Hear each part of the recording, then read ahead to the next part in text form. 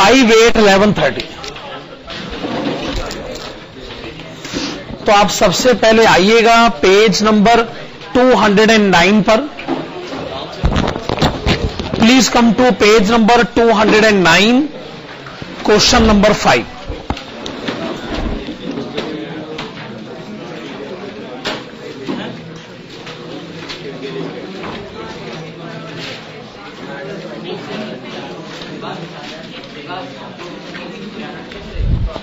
चलिए page number 209 पर आइएगा। क्वेश्चन नंबर 5 पढ़ना शुरू करते हैं। An engineering company is considering it's working capital investment for the year 2003-2004. The estimated fixed assets and current liabilities for next year are rupees 6.63 crores, 5.967 crores respectively. The sales and EBIT depend on investment in current assets, particularly inventory and receivables. The company is examining the following working capital policies.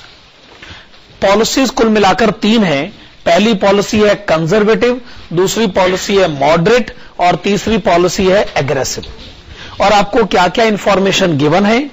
Current assets given है, sales given है और EBIT given है। You are required to calculate the following for each policy. Number 1, rate of return on total assets. देखिए question की पहली requirement क्या है? Rate of return on total assets. आप इसको लिखेंगे return on total assets.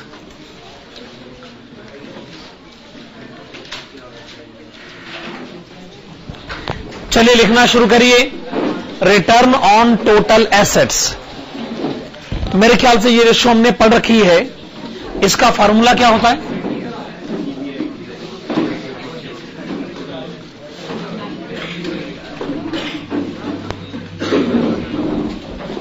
Okay, इसका फार्मूला होता है EBIT divided by what? Total assets. और टोटल एसेट्स का मतलब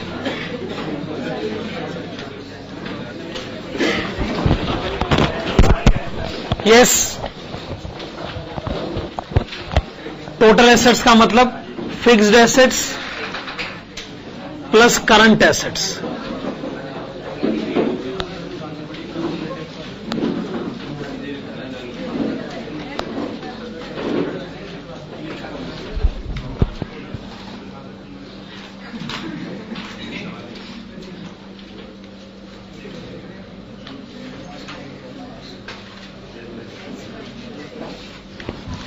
अच्छा, कंजर्वेटिव पॉलिसी में आपको ईबीआईटी गिवन है 3.1365 करोड़।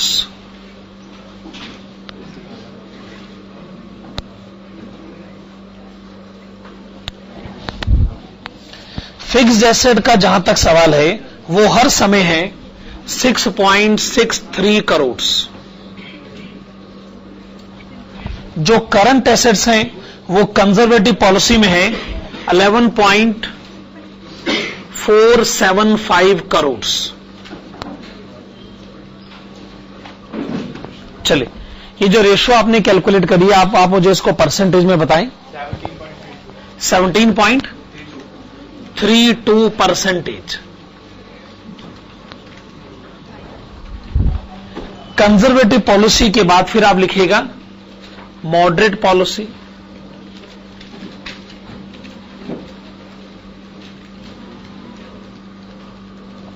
अच्छा, मॉडरेट पॉलिसी में आपको ईबीआईटी दे रखा है 2.9325।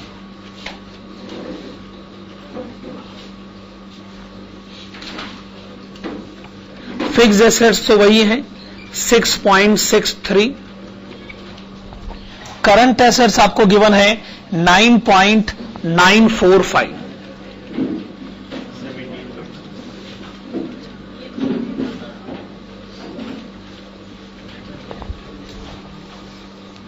क्या आंसर है? 17.63। 17.69%.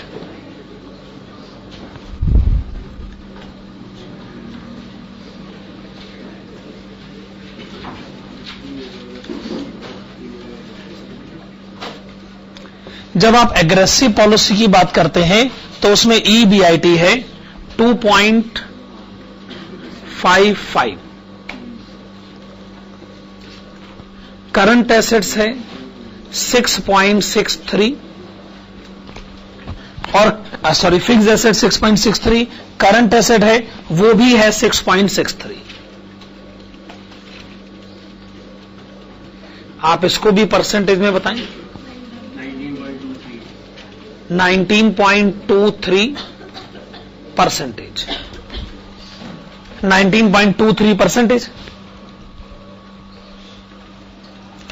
आपने क्वेश्चन की पहली रिक्वायरमेंट को डील कर लिया है. अब आप क्वेश्चन की दूसरी रिक्वायरमेंट की तरफ आइए. सेकंड रिक्वायरमेंट में आपसे क्या पूछा गया है? Current ratio. करंट रेशो का फॉर्मूला लिखेगा.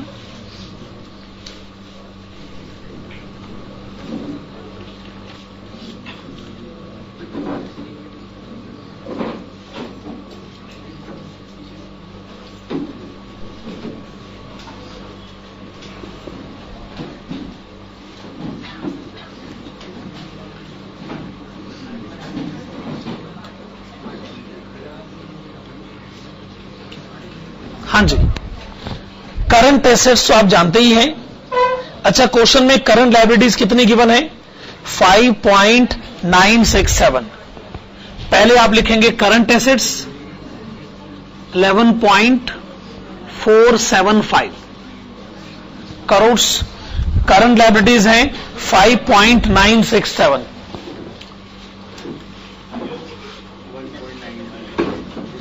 1.92:1.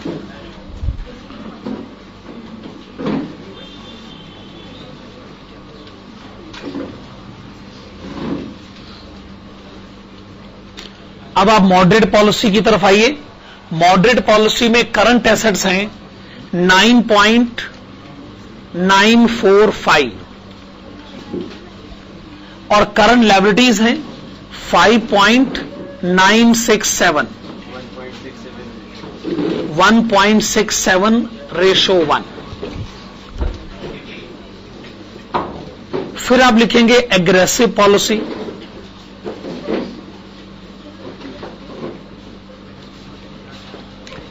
एग्रेसिव पॉलिसी में आप करंट एसेट्स कितनी लिखेंगे? 6.63. अच्छा, करंट लायबिलिटीज कितनी है? 5.967. 1.11:1. 1.11:1.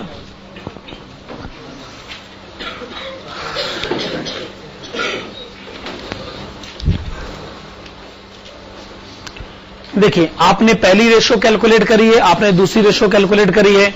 रेशो कैलकुलेट करना काफी आसान काम रहा हमारे लिए. इस क्वेश्चन में ऐसी कोई मुश्किल रेशो है भी नहीं.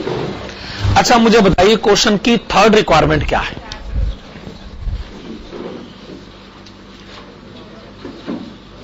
क्वेश्चन की थर्ड रिक्वायरमेंट क्या है? Current assets to fixed asset ratio. Current assets to fixed asset ratio, मेरे ख्याल से ऐसी कोई रेशो तो हमने कभी पढ़ी नहीं है.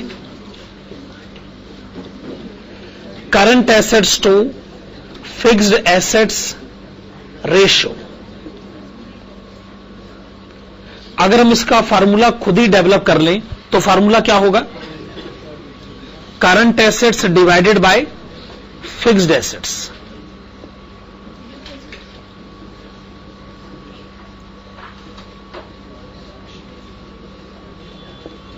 क्या लिखा आपने? Current assets divided bye fixed assets. तो आइए पहले ये कैलकुलेशन करी जाए कंजर्वेटिव पॉलिसी के लिए.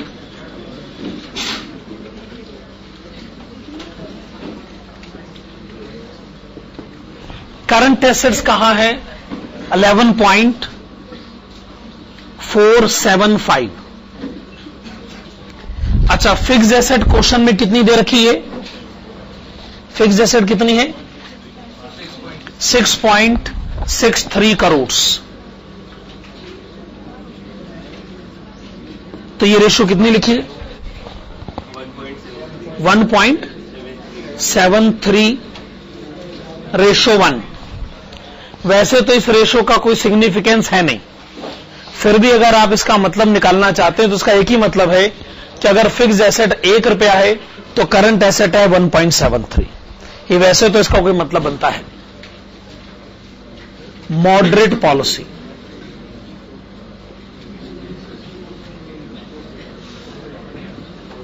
ओके, मॉडरेट पॉलिसी में करंट एसेट्स कितनी है?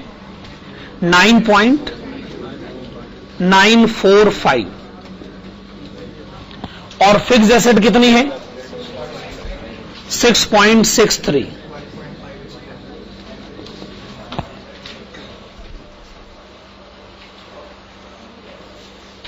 क्या रेशो है जी? 1.5:1।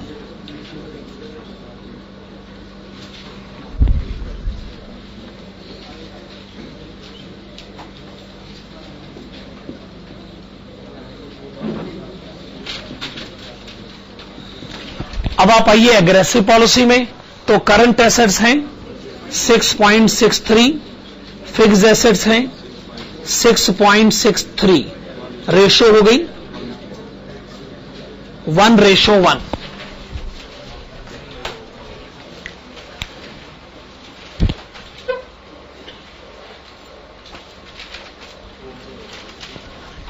रेशो होगी 1:1।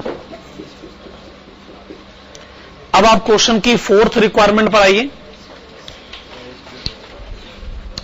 क्वेश्चन की 4th रिक्वायरमेंट क्या है? Discuss the risk return trade off each working capital policy. तो आप क्वेश्चन की 4th रिक्वायरमेंट के लिए हेडिंग डालिएगा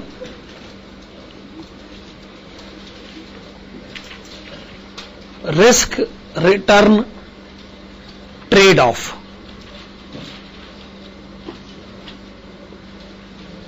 बेसिकली हम ये जानना चाहते हैं कि रिस्क और रिटर्न में जो रिलेशनशिप है वो रिलेशनशिप आप कितना कंफर्म करते हैं। सवाल ये उठता है कि इस क्वेश्चन में रिटर्न को कौन सी रेशो से पढ़ा जाए। इस क्वेश्चन में हमारे हिसाब से जो पहली वाली रेशो है ये रिटर्न का इंडिकेटर है। कैसे? पहली वाली रेशो ये बतानी चाहती है कि आपके पास टोटल एसेट कितनी है और आप टोटल एसेट पे कितने परसेंटेज इनकम अर्न करते हो। अगर ये पहली वाली रेशो रिटर्न का इंडिकेटर है तो ऐसी कौन सी रेशो है जो रिस्क का इंडिकेटर है? जो करंट रेशो है वो रिस्क का इंडिकेटर है। कैसे? जब आप कंजर्वेटिव पॉलिसी में काम करते हैं तो आप अपने आप को बड़ा सेफ रखते हैं। यानी अगर आपके पास 1 रुपए की करंट लायबिलिटी है तो आपके पास 1.92 की करंट एसेट है, यानी आप बहुत सेफ है, आपके पास खुद का भी पैसा काफी। लेकिन जब आप एग्रेसिव पॉलिसी में काम करते हैं ऐसा लगता है जैसे आप लोगों के पैसों पे बिजनेस कर रहे हैं। यानी लोगों ने 1 रुपया दे रखा है, आपके पास 1 रुपये 11 पैसे, तो आपका खुद का पैसा तो बिजनेस में बहुत कम लगा हुआ है, आपका खुद का पैसा करंट एसेट में बहुत कम लगा हुआ है। हम क्या देखते हैं, एग्रेसिव पॉलिसी में आपकी करंट रेशो बहुत खराब है, यानी आपके ऊपर बहुत बड़ा रिस्क है। लेकिन हम यह भी देखते हैं कि एग्रेसिव पॉलिसी में रेट ऑफ रिटर्न भी बहुत ज्यादा है। तो जो आदमी बहुत एग्रेसिव होता है वो बहुत रिस्की कंडीशन में काम करता है और वो बहुत ज्यादा परसेंटेज इनकम अर्न करता है। लेकिन जब आप कंजर्वेटिव पॉलिसी में काम करते हैं तो आपकी रेशो बहुत सेफ है। इसका मतलब आप बहुत ज्यादा रिस्क नहीं लेते हैं, और जो आदमी बहुत ज्यादा रिस्क नहीं लेता है उसका अर्निंग का रेट भी बहुत ज्यादा नहीं होता है। चलिए आइए लिखिएगा, write down. In the given case, in the given case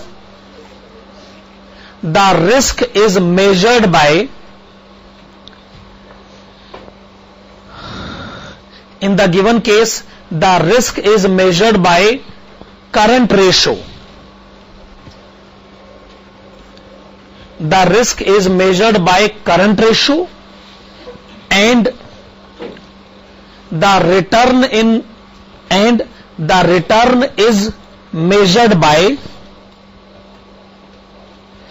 return is measured by return on total assets. The return is measured by return on total assets. इस क्वेश्चन में रिस्क के बारे में बात करनी है तो आप करंट रेशियो देख सकते हैं, रिटर्न के बारे में बात करनी है तो आप देख सकते हैं रिटर्न ऑन टोटल एसेट्स। अगले पैराग्राफ में लिखेगा, in conservative policy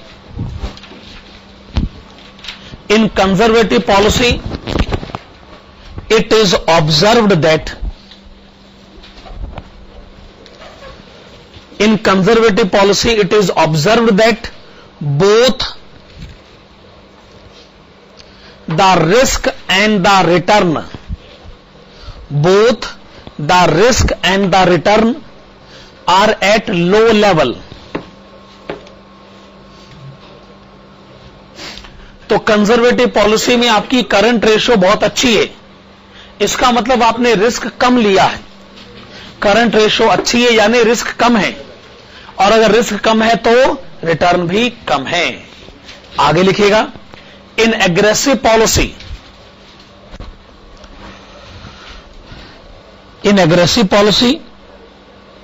both the risk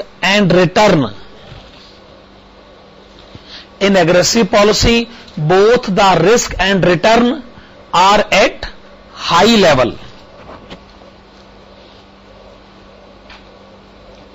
Both the risk and return are at high level. तो जब आप एग्रेसिव पॉलिसी में काम करते हैं तो आपकी करंट रेशियो बहुत खराब है, इसका मतलब रिस्क बहुत ज्यादा है, लेकिन एग्रेसिव पॉलिसी में अर्निंग रेट भी बहुत ज्यादा है। आगे लिखेगा, in moderate policy both the risk and return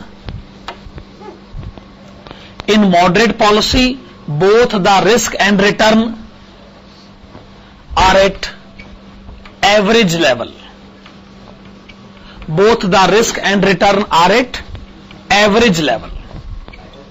moderate policy में ना रिस्क बहुत ज्यादा है और ना ही अर्निंग रेट बहुत ज्यादा है। क्वेश्चन नंबर 5 का आंसर देने के बाद आप आइएगा क्वेश्चन नंबर 8 की तरफ।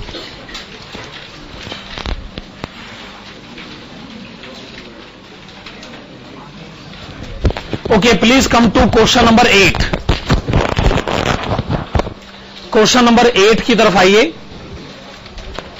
The following accounting information and financial ratios of PQR limited relates to the year ending on 31st दिसंबर।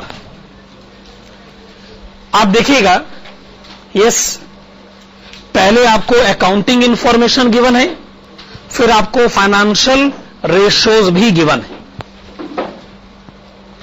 नीचे क्वेश्चन कहता है, if the value of fixed asset as on 31st December amounted to ₹26 lakh, prepare summarized profit and loss account of the company for the year ended on 31st December and also balance sheet as on 31st December. एक बार इस question की details को पढ़ें, जो question में accounting information given है उसे भी पढ़ें और जो फाइनेंशियल रेशियोज गिवन है उन्हें भी पढ़ें। पढ़िए, आप क्वेश्चन की डिटेल्स को पढ़ लीजिए।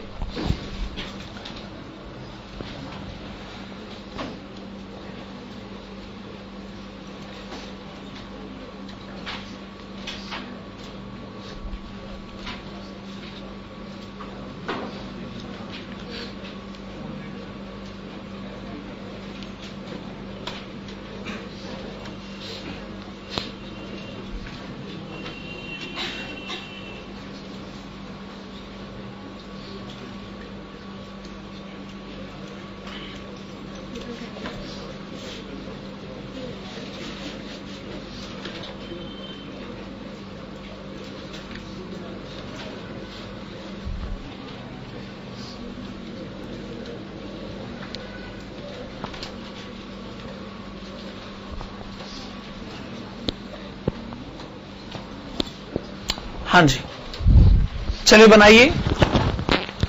Summarised profit and loss account for the year ended on December 31।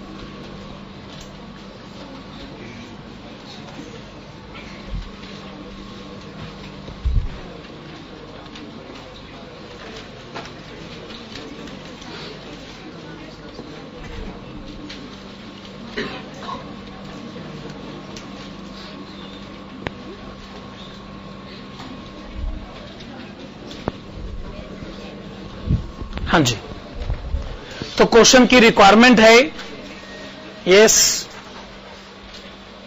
Profit and loss account बनाया जाए और बैलेंस शीट बनाई जाए। अब क्वेश्चन में जितनी भी डिटेल्स दे रखी हैं, आप उन सभी डिटेल्स को एक एक करके देखिए, और जितनी भी इंफॉर्मेशन हम लिख सकते हैं, हमें वो सारी इंफॉर्मेशन लिखनी चाहिए। जैसे क्वेश्चन में एक जगह सेल्स लिखा है, तो फिर हमें प्रॉफिट एंड लॉस अकाउंट की क्रेडिट साइड पर सेल्स लिखनी ही चाहिए।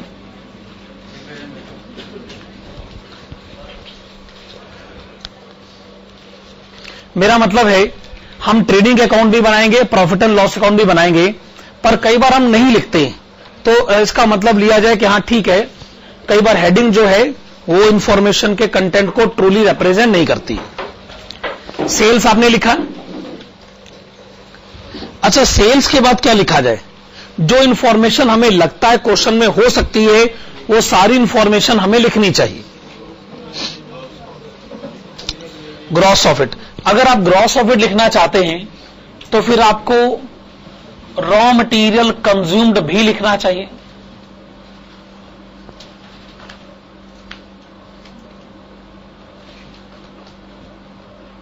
फिर आपको डायरेक्ट वेजेस भी लिखना चाहिए।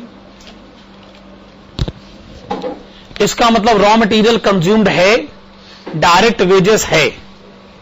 फिर आप कह रहे हो ग्रॉस प्रॉफिट है, तो ग्रॉस प्रॉफिट अगर है तो फिर उसे भी हमको रिकॉर्ड करना चाहिए।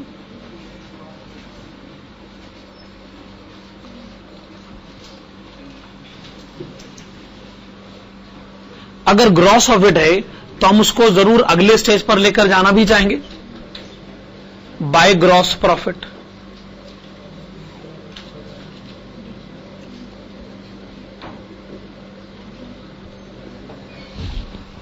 अच्छा, क्या क्वेश्चन में नेट प्रॉफिट के बारे में भी कहा गया है?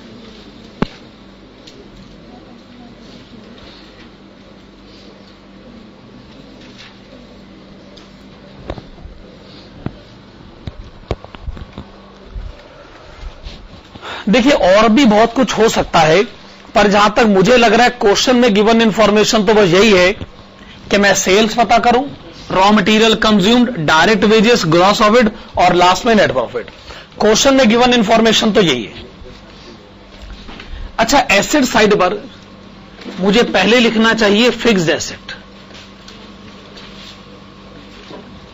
एसेट साइड पर पहले लिखना चाहिए फिक्स्ड एसेट। अच्छा, फिक्स्ड एसेट के अलावा हम और क्या क्या लिख सकते हैं? मेरा मतलब है करंट एसेट्स।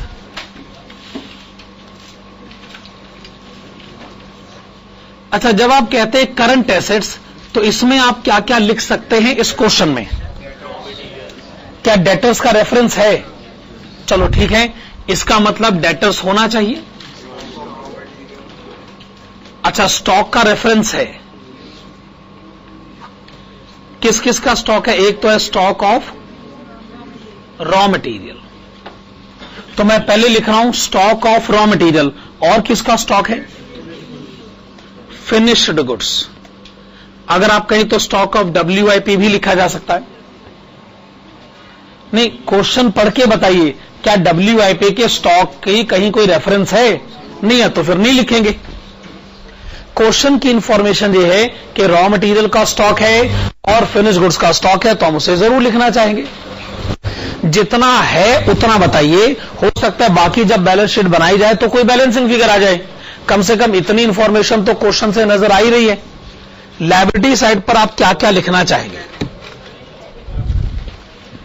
एक तो शेयर कैपिटल होना चाहिए,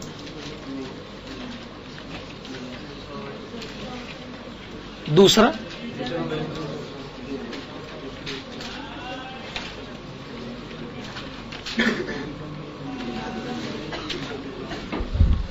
क्वेश्चन में इस बात का रेफरेंस है कि शेयर कैपिटल है, इस बात का रेफरेंस है कि रिजर्व्स एंड सरप्लस है।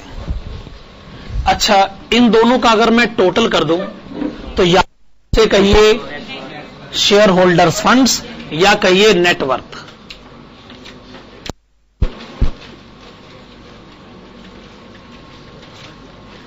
अच्छा, क्या क्वेश्चन में लॉन्ग टर्म डेप्ट दे रखा है?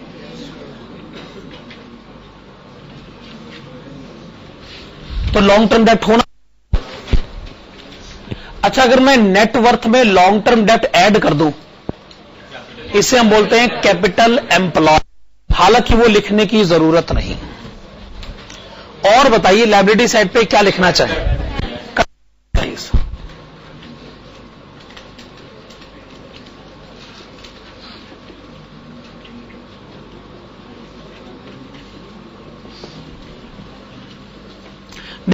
का तो नहीं कह सकता हूं, लेकिन जितनी इंफॉर्मेशन क्वेश्चन में गिवन है हमें तो कुछ ऐसी बनती हुई नजर आ रही। बाकी कई बार फिगर्स आते हैं तो उनको फिर उसी समय डिसाइड करना होता है कि उसको क्या। हाँ, स्टॉक, क्लोजिंग स्टॉक लिखने चाहिए, तो फिर तो मुझे ओपनिंग स्टॉक भी लिखने चाहिए। एक बात तो यह है कि ओपनिंग स्टॉक भी लिखो और क्लोजिंग स्टॉक भी लिखो। दूसरा कि दोनों मत लिखो, क्योंकि अगर आप दोनों ही नहीं लिखेंगे तो ना आपके ग्रॉस प्रॉफिट पे असर पड़ेगा, नेट प्रॉफिट पे असर पड़ेगा। क्योंकि ये तो बात कि ओपनिंग और क्लोजिंग स्टॉक हमेशा सेम ही होते, तो वही यहां भी लिखूं, वही अमाउंट में यहां भी लिखूं, इसका कोई फायदा तो होगा नहीं। इसलिए बेहतर ना लिखी जाए। आपके पास दो ऑप्शन, दोनों लिखो या दोनों मत लिखो, ठीक है। वैसे भी प्रॉफिट एंड लॉस अकाउंट है, ये कोई एक्चुअल प्रॉफिट एंड लॉस है नहीं, तो बस एक समरी है और कोई बात नहीं। सर्टेन नहीं, ये क्वेश्चन बताए कि ओपनिंग क्लोजिंग स्टॉक में कितना फर्क है। अगर क्वेश्चन आएगा तो हमारे पास क्या चाह रहा है बताइए? क्लोजिंग स्टॉक में फर्क है, अगर फर्क है तो फिर बताओ फिर कितना फर्क है। तो मुसीबत बढ़ाना तो नहीं चाहते ना। जब क्वेश्चन ने कुछ कहा ही, हम क्यों जबरदस्ती अपनी मुसीबत बढ़ाएं कि ओपनिंग क्लोजिंग स्टॉक और इतना फर्क है। खैर, क्वेश्चन इंफॉर्मेशन गिवन है और वो ये कि जो फिक्स एसेट है वो है 26। तो आइए काम करते हैं, फिक्स एसेट रिकॉर्ड कर लेते हैं 20 लाख। एसेट रिकॉर्ड करिएगा 26।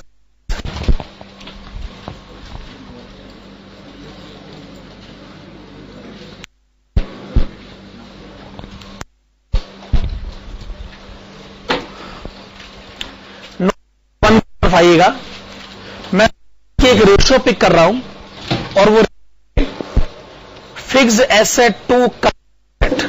ध्यान से देखिएगा कौन सी रेशियो है, fixed asset to current asset. बताइए क्वेश्चन में ये इतनी गिवन है, रेशियो 11, तो आप कुछ ऐसा fixed assets by current assets equal to 30 ratio 11। Assets divided by current assets is equal to 13 ratio 11।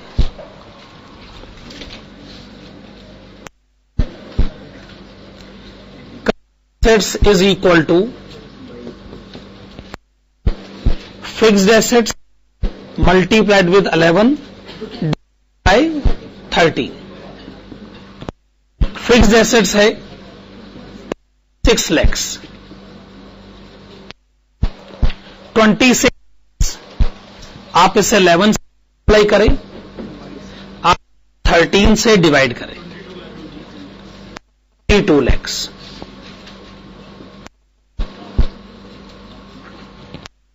हाँ जी, है 22 लाख। तो आप एक काम करिए, इसका टोटल लिख लीजिए 22 लाख। इसका टोटल लिखे 22 लाख। तो एसेट साइड का क्या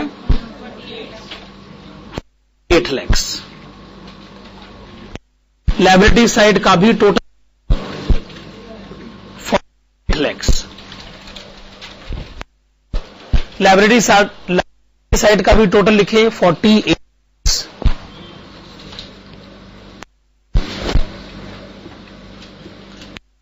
नोट नंबर 2, देखिए आपको इस क्वेश्चन करंट रेशो कितनी गिवन है, 2:1। अगर करंट रेशो 2 है तो इसका क्या मतलब निकाला जाए, current assets divided by current, this equal to 2। Current assets divided by current, this is equal to 2। चाहते हैं करंट लायबिलिटीज,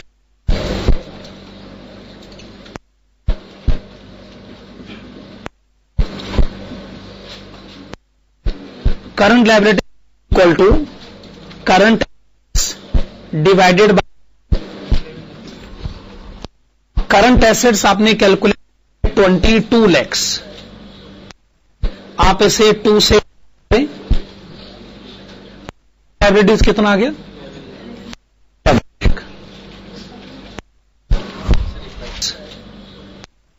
आप इसे 2 से, लायबिलिटीज कितना आ गया,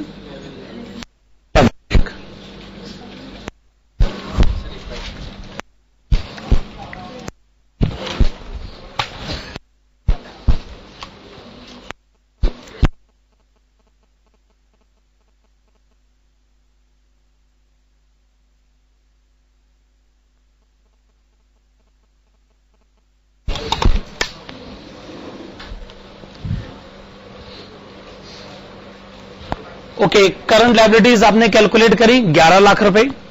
ये करंट लायबिलिटीज आप यहां पे रिकॉर्ड करें 11 लाख।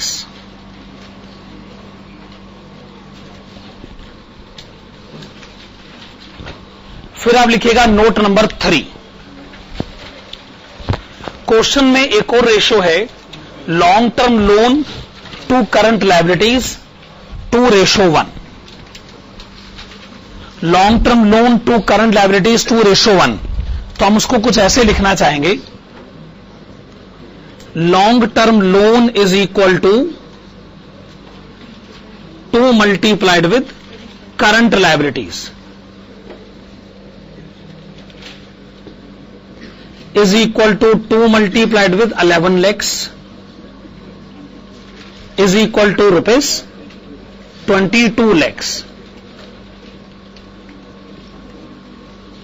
22 लाख रुपए। तो लॉन्ग टर्म लोन 22 लाख रुपए आप यहां पर लिखिएगा।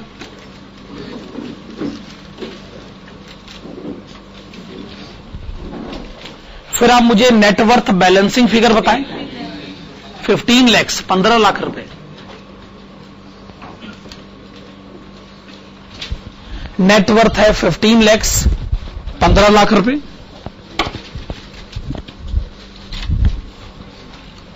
नोट नंबर 4 बनाइएगा।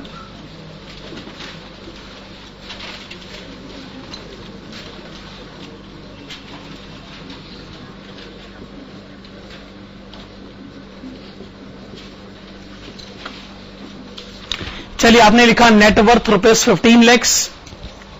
अब क्वेश्चन कहता है capital to reserves and surplus 1:4। इसका क्या मतलब है, अगर शेयर कैपिटल है 1 रुपया तो रिजर्व्स एंड सरप्लस है 4 रुपए और दोनों का टोटल हो गया 5 रुपए। तो 5 रुपए में 1 रुपए का शेयर कैपिटल है। नहीं, ऐसे नहीं होता। तो अगर 15 लाख रुपए का टोटल है और अगर टोटल 5 रुपए है तो उसमें 1 रुपया कितना हुआ? 3 लाख रुपए।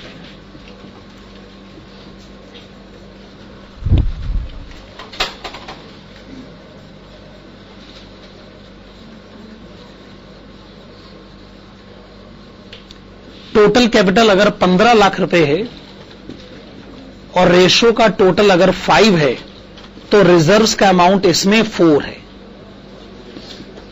रुपीस 12 लैक्स, 12 लाख रुपए। तो आप 3 लाख रुपए लिखिए और आप 12 लाख रुपए लिखिए। चलिए, कम से कम लायबिलिटी साइड तो हम कह सकते हैं कि हमने पूरी तरह बना दी है। वैसे एसेट साइड भी बन चुकी है, लेकिन debtors, stock of raw material, stock of finish goods, अभी ये इंफॉर्मेशन हमने सबमिट नहीं करी। ठीक है, अब आप नोट नंबर 5 बनाइएगा।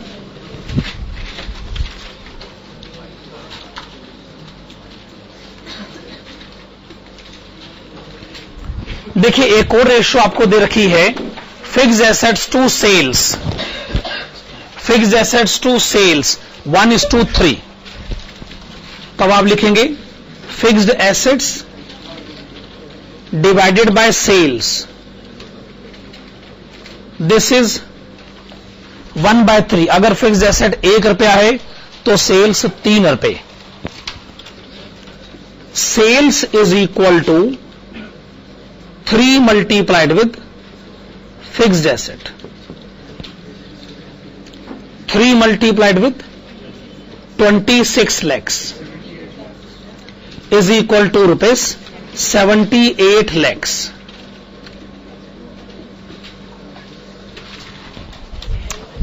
सेल्स आप रिकॉर्ड करें 78 लैक्स।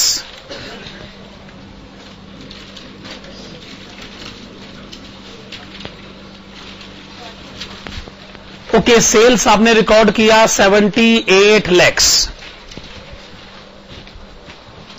ये जो सेल्स आपने रिकॉर्ड किया है, क्या इसको लिखा जा सकता है ऑल क्रेडिट सेल्स?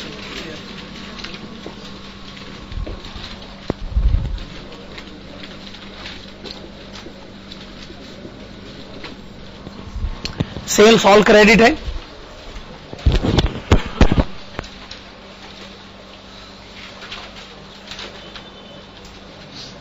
अब आप ये बताइए कि डेटर्स कलेक्शन पीरियड क्वेश्चन में कितना है? 60 डेज। अगर डेटर्स कलेक्शन पीरियड 60 डेज का है तो जो डेटर्स बैलेंस है वो है 60 डेज क्रेडिट सेल्स। तो आप लिखिएगा debtors collection period, debtors collection period 60 days.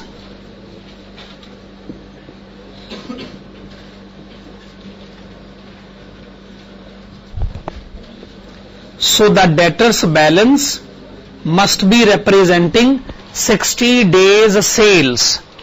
Annual sale आपने पता किया है 78 लैक्स। ये एनुअल सेल्स है, ये 360 दिनों की सेल है। आप ये बताइए कि 60 दिनों की सेल कितनी हुई? 13 लाख रुपए।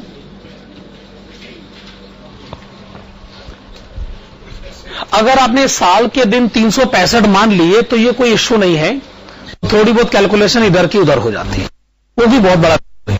साल के दिन आप चाहे तो 365 मान ले, चाहे तो 360 मान ले। खैर, डेटर्स बैलेंस आपने कितना बताया? 13 लैक्स।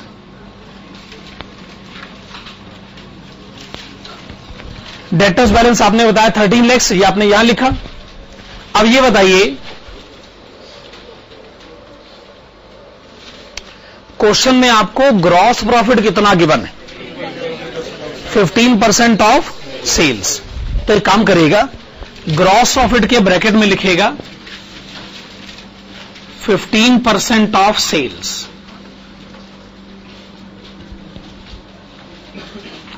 अगर सेल 78 लाख है तो क्या आप मुझे इसका 15% बताएंगे? 11,70,000, 11,70,000 रुपए। ओके, अच्छा क्वेश्चन में नेट प्रॉफिट कितना लिखा है? 8% ऑफ सेल्स। अगर सेल 78 लाख है तो आप इसका 8% बताएं। 6,24,000, 6,24,000।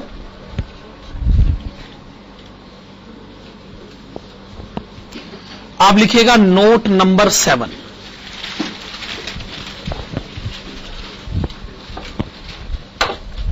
नोट नंबर 7 में आप लिखिएगा cost of goods sold is equal to sales minus gross profit.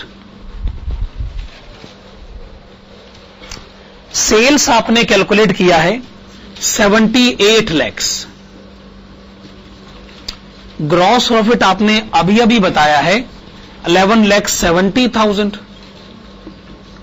आप मुझे इन दोनों का डिफरेंस बताएं। 66 लाख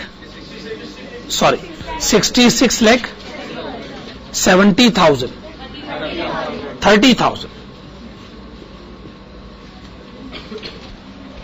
66,30,000 ये आपने मुझे बताया cost of goods sold.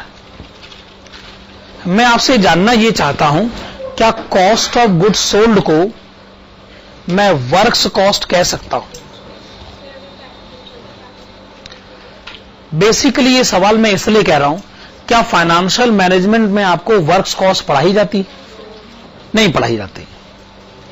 Financial management का कंसेप्ट वर्क्स कॉस्ट है ही नहीं, लेकिन इस क्वेश्चन में वर्क्स कॉस्ट का रेफरेंस है। अब मुझे वर्क्स कॉस्ट कुछ ना कुछ तो मानना पड़ेगा।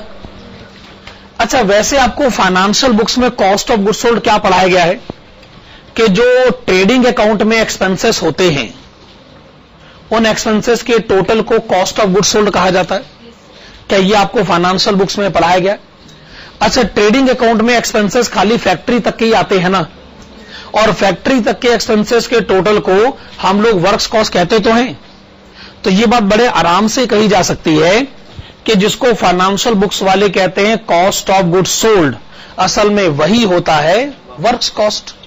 तो आप नीचे लिखिएगा works cost is taken equal to works cost is taken equal to cost of goods sold. Works cost is taken equal to cost of goods sold, that is rupees 66,30,000।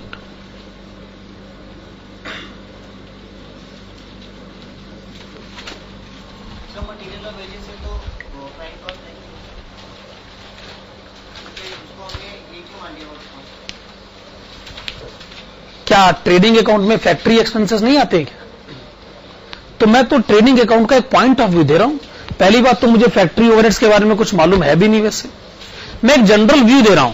मेरे पास इस क्वेश्चन में वर्क्स कॉस्ट निकालने का और कोई जरिया है नहीं असल में, क्योंकि क्वेश्चन में कुछ calculation works cost per dependent है। एक तरीका तो यह कि मुझे कॉस्ट शीट बनानी चाहिए, लेकिन कॉस्ट शीट बनाना फाइनेंशियल मैनेजमेंट के पॉइंट ऑफ व्यू से सही ओपिनियन नहीं है। इसलिए मैं ये मान रहा हूं कि जिसको फाइनेंशियल अकाउंटिंग वाले कहते हैं प्रोडक्शन कॉस्ट, असल में उसी को तो वर्क्स कॉस्ट के नाम से जाना जाता है। हां, अब देखिए नोट नंबर 8 की तरफ आइएगा। अब क्वेश्चन की एक इंफॉर्मेशन है, raw material consumed 20% of works cost. ये क्वेश्चन में लिखा हुआ ना, तो आप नोट नंबर 8 में लिखेगा raw material consumed is equal to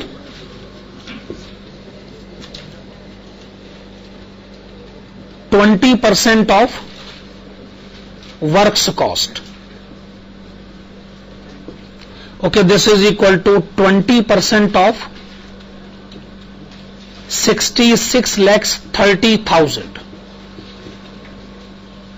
is equal to, फिर से बताएं, 13,26,000।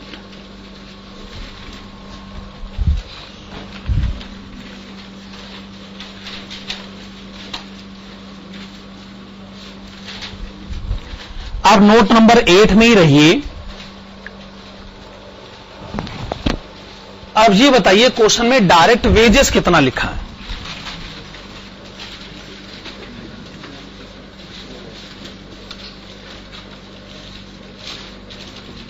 %10 ऑफ वर्क्स कॉस्ट,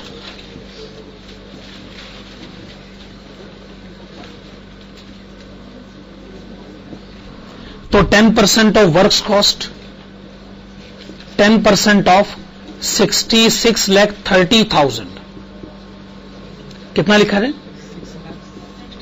6,63,000। ओके, 6,63,000 ये आप डायरेक्ट वेजेस रिकॉर्ड करें। 6,63,000। एक काम और करिएगा, एक और इंफॉर्मेशन है stock of finished goods.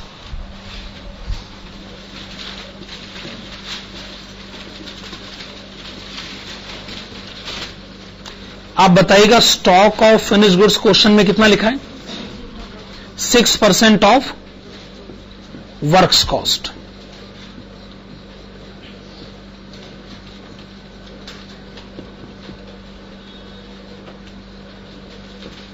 %6 of 66,30,000, 3,97,800। Stock of finished goods हम यहां लिख सकते हैं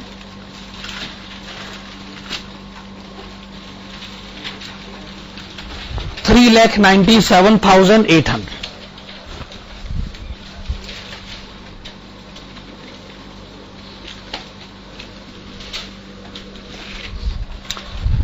अच्छा, एक इंफॉर्मेशन है कि जो रॉ मटेरियल का स्टॉक है वो 3 मंथ्स यूसेज के इक्वल है।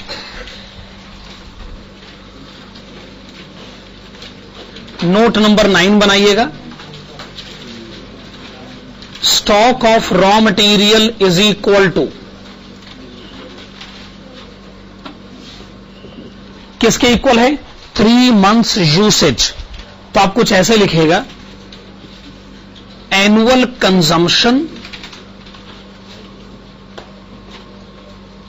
Multiplied with 3 divided by 12। अगर आप एनुअल कंजम्पशन जानते हैं तो 3 महीने का कंजम्पशन पता करना कोई मुश्किल काम नहीं है। एनुअल कंजम्पशन आप यहां से पिक करें, 13,26,000 रुपए। तो 3 महीने का कंजम्पशन कितना होना चाहिए?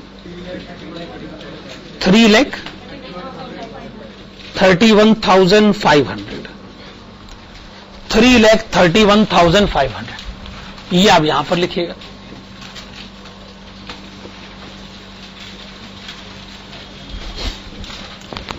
क्या करंट एसेट्स में आपको कोई बैलेंस नजर आ रहा है?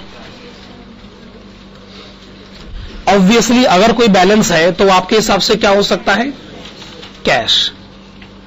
हम उसे बैलेंसिंग फिगर मान लेते हैं।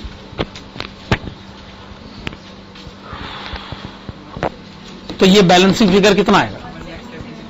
फिर से बोले।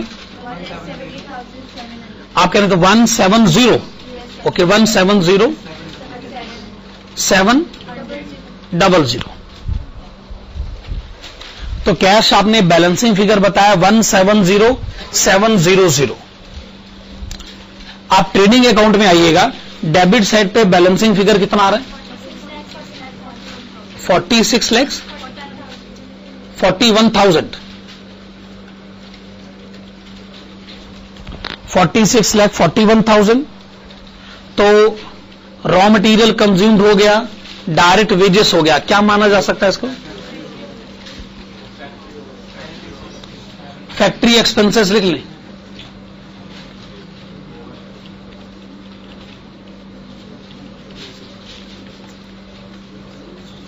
Balancing figure. अच्छा, ग्रॉस प्रॉफिट यहां पर चला गया, तो यहां पर बैलेंसिंग फिगर कितना आएगा? 5,46,000। जो 5,46,000 बैलेंस आया है, इसे क्या लिखा जाए? ऑफिस एंड सेलिंग एक्सपेंसेस, ये भी बैलेंसिंग फिगर हो जाएगा, ऑफिस एंड सेलिंग एक्सपेंसेस।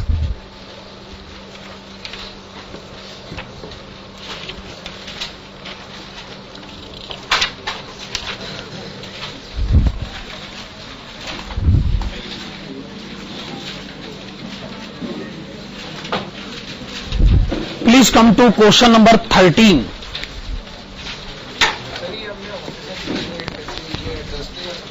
कहां एडजस्ट करे बता,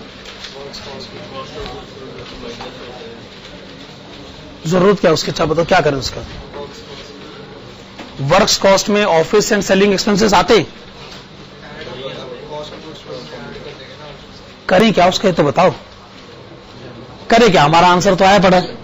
अब क्या करें, या तो एक काम करते हैं कॉस्ट शीट बनाते हो, पर मेरे ख्याल से बेहतर होगा हम क्वेश्चन नंबर 13 पढ़ लें। और क्या, page number 213, question number 13, the balance sheet of, yes, the balance sheet of X limited as on 31 March 2007 is as follows. आपके सामने लायबिलिटीज और फिर एसेट्स की डिटेल्स गिवन है। लायबिलिटीज और एसेट्स की डिटेल्स आपके सामने हैं, और जितने भी अमाउंट लिखे हुए हैं वो सब 1000 रुपीस में है। तो हर एक फिगर में आप 3 जीरो अपनी मर्जी से ऐड कर सकते हैं। नीचे क्वेश्चन कहता है the following additional information is available. बहुत सारी डिटेल्स हैं, आप सारी डिटेल्स को अपने आप पढ़िए, ध्यान से पढ़िएगा, क्वेश्चन को पढ़िए सारी डिटेल्स।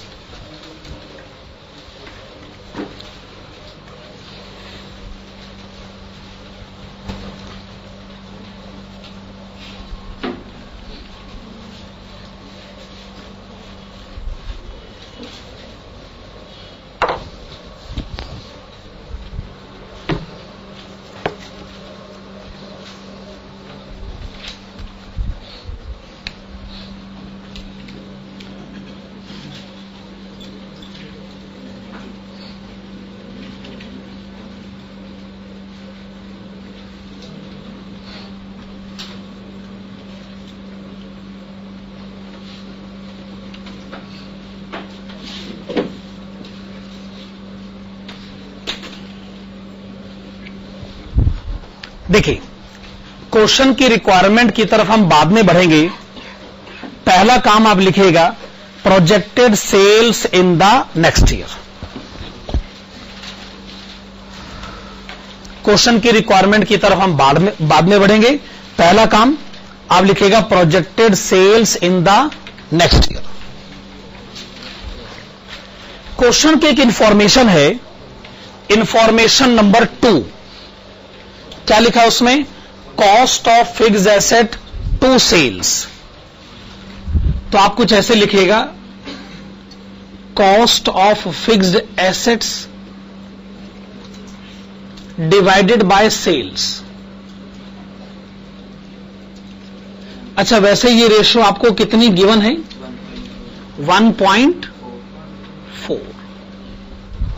एक बार फिर से, cost of fixed assets to sales, ये आपको गिवन है 1.4। अगर मान लीजिए हम सेल्स जानना चाहते हैं तो वो किसके इक्वल होगा, cost of fixed assets divided bye 1.4।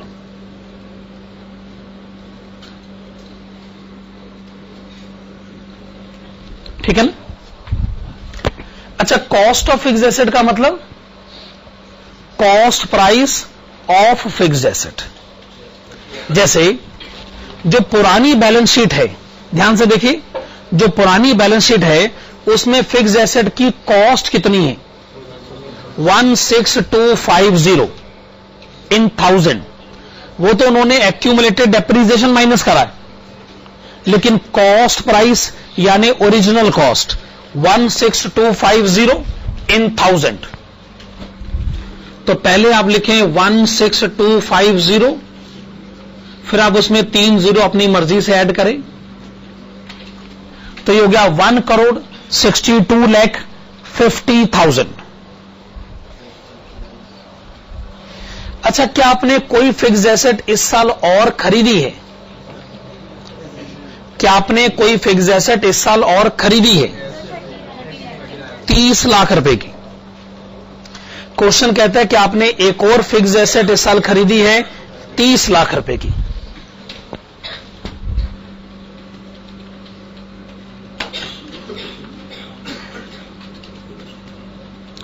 आप इसके टोटल को डिवाइड करिएगा 1.4 से, सेल्स कितनी होगी?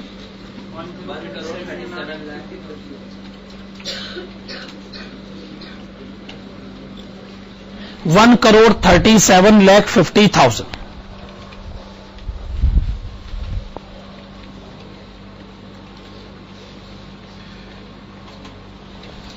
आप क्वेश्चन की फर्स्ट रिक्वायरमेंट को पढ़ें।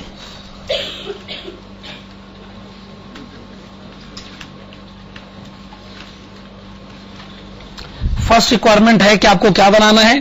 Profit and loss statement projected.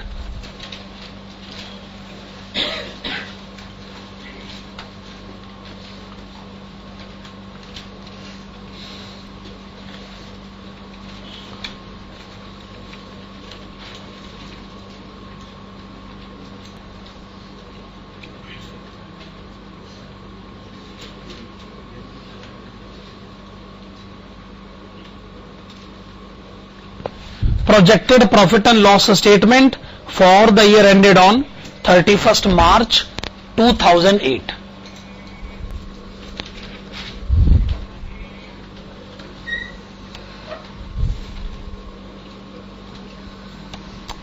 Projected profit and loss statement for the year ended on 31st March 2008.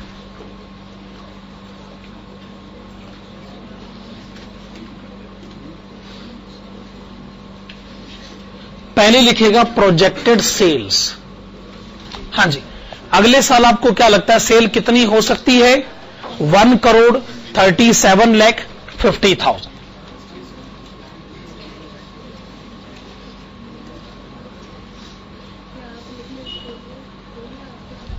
हां जी, पहला काम आपने लिखा प्रोजेक्टेड सेल्स 1,37,50,000।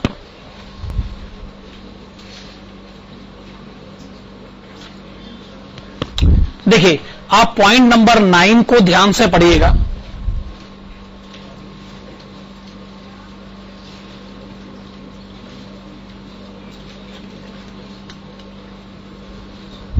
जिसमें लिखा है कि जो कॉस्ट ऑफ गुड्स सोल्ड है वो है 90% ऑफ सेल्स।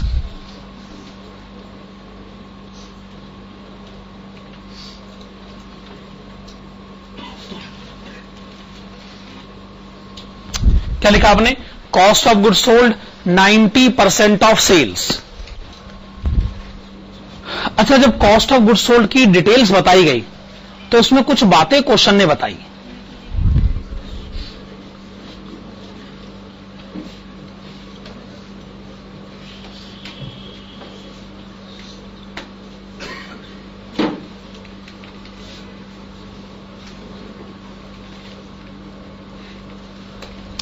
क्वेश्चन कहता है कि जो कॉस्ट ऑफ गुड्स सोल्ड है वो 90% ऑफ सेल्स है, उसमें मटेरियल जो है वो 40% ऑफ सेल्स है, डेप्रीसिएशन जो है वो 5% ऑफ सेल्स है। तो हमने कहा देखिए, आपने मटेरियल्स बता दिया 40% ऑफ सेल्स, आपने डेप्रीसिएशन बता दिया 5% ऑफ सेल्स, तो मेरे ख्याल से अब तो वेजेस हो सकता है, और वेजेस कितना होगा? 45% of sales. Cost of goods sold है 90% ऑफ सेल्स, उसमें मटेरियल 40% है, वेजेस 45% है, डेप्रीसिएशन 5% है। तो अब आप एक काम करिए, आप सेल्स जानते हैं, आप मुझे सेल्स का 40% बताएं। फिर से बताएं। 55 lakhs।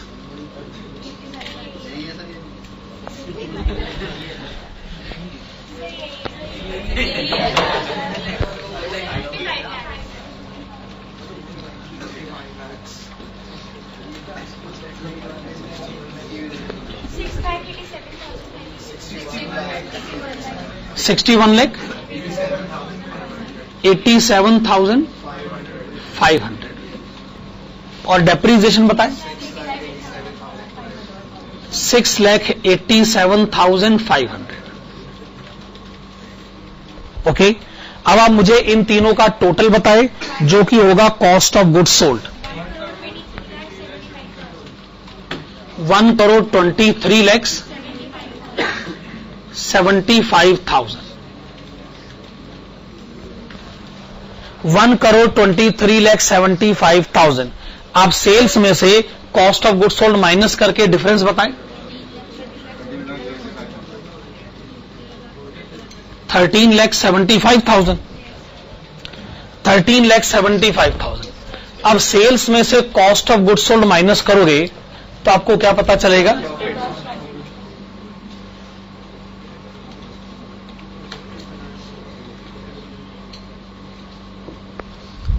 फिर क्वेश्चन कहते हैं पॉइंट नंबर 2 में कि जी अभी आपने जो प्रॉफिट कैलकुलेट किया है, अभी तो इसमें डिबेंचर इंटरेस्ट माइनस होना बाकी है, टैक्स होना बाकी है।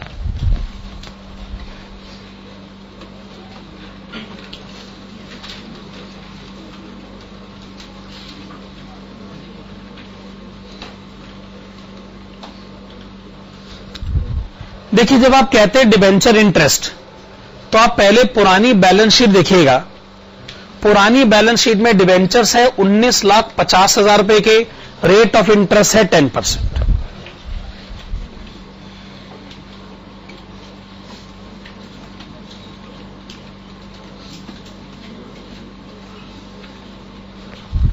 अब आप एक काम करिएगा, आप पॉइंट नंबर 5 देखिएगा, उसमें लिखा है कि हमने नए डिबेंचर इशू करे हैं 5.5 लाख रुपए के, रेट ऑफ इंटरेस्ट है 11%।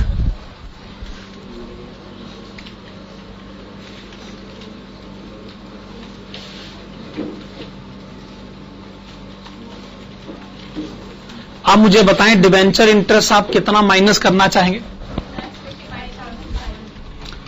2,65,000। 2,55,500। डिबेंचर इंटरेस्ट माइनस करके डिफरेंस अमाउंट बताएं।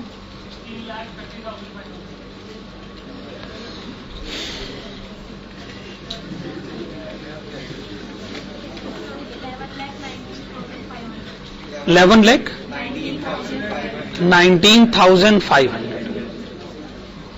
चलिए, आपने लिखा 11,19,500 रुपए। अच्छा, टैक्स का रेट क्वेश्चन में कितना दे रखा है? 30%।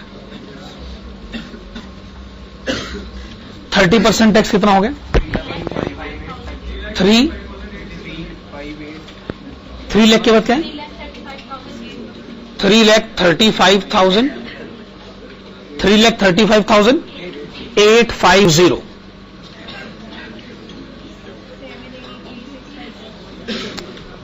7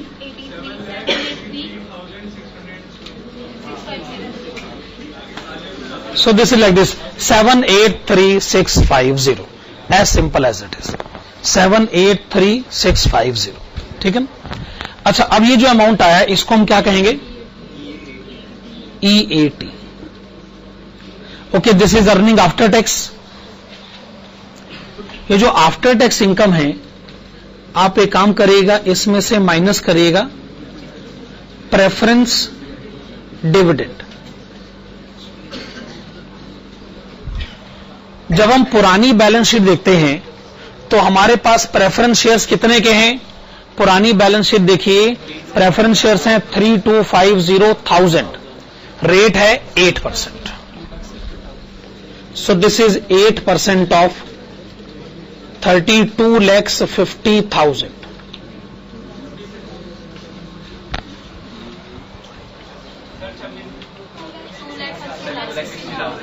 $2,60,000।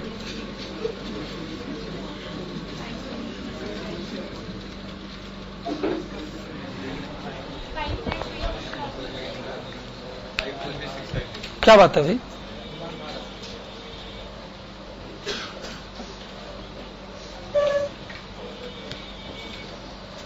डिफरेंस कितना है? 523650। ये जो अमाउंट आया 523650, इसके आगे आप लिखेगा earnings to equity share holders.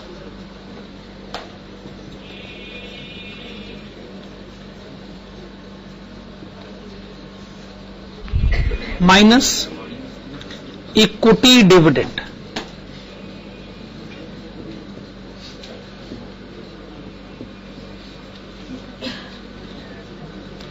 Okay, आपने लिखा माइनस इक्विटी डिविडेंड। आप देखिएगा इंफॉर्मेशन नंबर, इक्विटी डिविडेंड के कंटेक्स्ट में इंफॉर्मेशन नंबर कौन सी पढ़ी जाए? 4, जिसमें लिखा है कि हमने मार्च 2008 में इक्विटी कैपिटल पर 7% डिविडेंड देना है। अच्छा, पुरानी बैलेंस शीट में लिखा है इक्विटी कैपिटल है 60 लाख रुपए, हालांकि आपने नए इक्विटी शेयर इश्यू करे पर वो आपने लास्ट डेट को इश्यू करे, तो हम पुराने शेयर पर ही 7% डिविडेंड देना चाहेंगे। Okay, this is 7% of 60 lakhs, 4,20,000।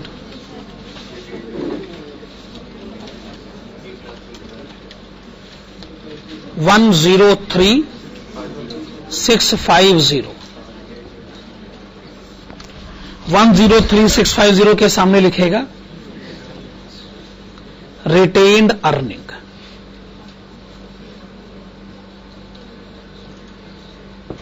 Retained earning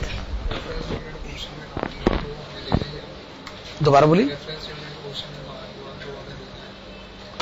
rate अगर लिखा हो तो दे देते हैं डिविडेंड, अगर रेट लिखा हो तो दे ही देना चाहिए भाई। अच्छा, क्वेश्चन की सेकंड रिक्वायरमेंट पर आइएगा। क्वेश्चन की सेकंड रिक्वायरमेंट ये है कि आप बनाएंगे projected balance sheet as on 31 March 2008।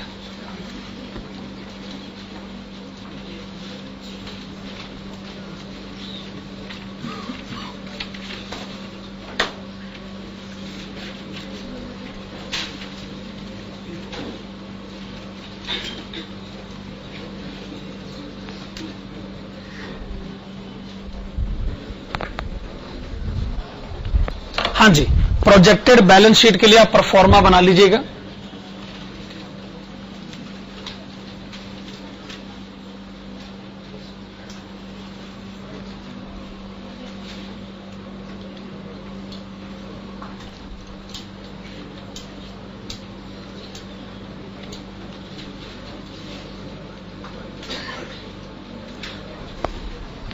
Okay, तो आइए प्रोजेक्टेड बैलेंस शीट बनाना शुरू करते हैं।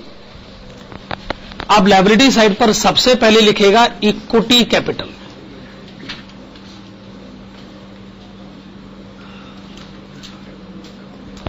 ओके, पुरानी बैलेंस शीट में लिखा है कि इक्विटी कैपिटल है 60 लाख रुपए, और आपने नए इक्विटी शेयर कितने के इश्यू करे हैं? 30 लाख रुपए के। पुराने इक्विटी शेयर 60 लाख के हैं, नए इक्विटी शेयर 30 लाख के इश्यू करे गए। तो अब आपके पास इक्विटी कैपिटल कितना हो जाना चाहिए? 90 lakhs, 90 लाख रुपए। जहां तक प्रेफरेंस शेयर्स का सवाल है, प्रेफरेंस शेयर अभी भी वही के वही हैं जो पहले थे, उन्हें ना तो रिडीम किया गया है ना नए प्रेफरेंस शेयर इश्यू करे गए, तो वो अभी भी वही का वही रहना चाहिए।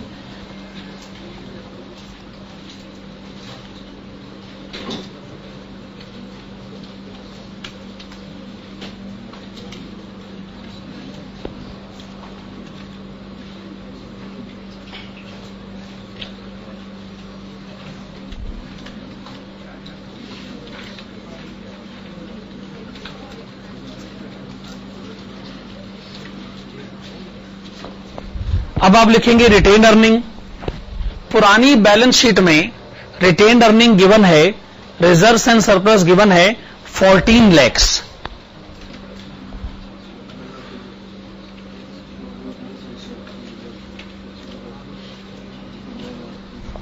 इस साल का रिटेन्ड अर्निंग 103,650।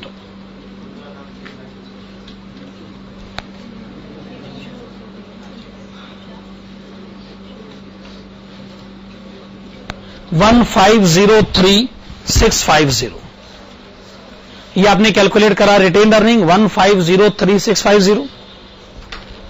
अच्छा, फिर है 10% डिवेंचर्स, ये हैं पुराने डिवेंचर्स।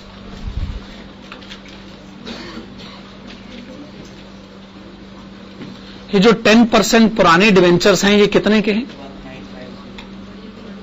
19,50,000। अच्छा, फिर आपने नए डिवेंचर्स भी इशू करें, वो 11% डिवेंचर्स है ना, 5,50,000, 5.5 लाख रुपए।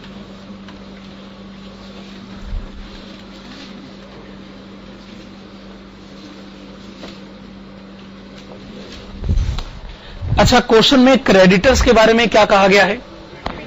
25% of material consumed, 25% of material consumed.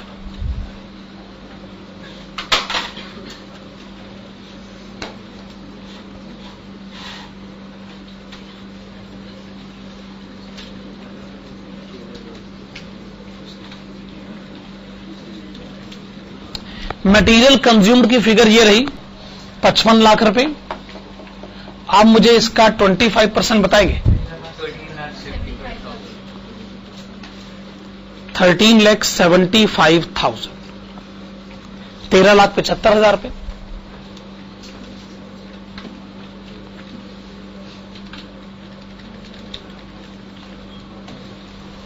Fixed assets. अच्छा, पुरानी फिक्स्ड एसेट्स कितने की है? 1,62,50,000 की, ठीक है ना? पुरानी फिक्स्ड एसेट है 1,62,50,000 और नई फिक्स्ड एसेट आपने कितने की खरीदी है? 30 लाख। दोनों मिलाकर बताएं।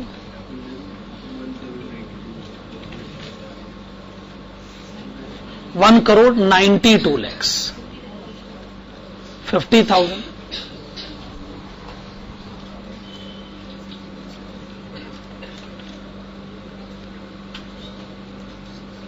Minus accumulated depreciation. साल के शुरू में एक्यूमुलेटेड डेप्रीसिएशन था 52 लाख।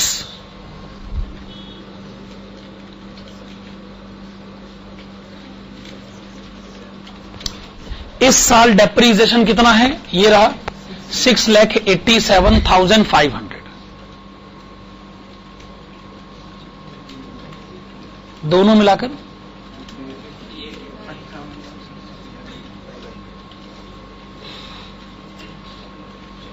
आप मुझे डिफरेंस बताएं, फिर से बताएं।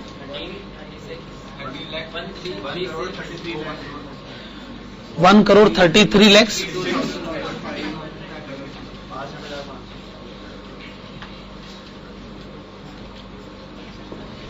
1,33,62,500।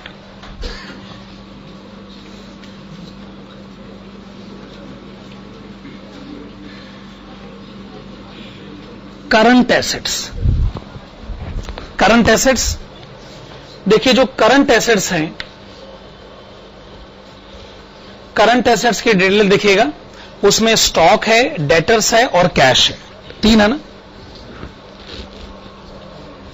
स्टॉक तो मुझे लगता है हमें कैलकुलेट करना पड़ेगा, स्टॉक तो हमें कैलकुलेट करना पड़ेगा।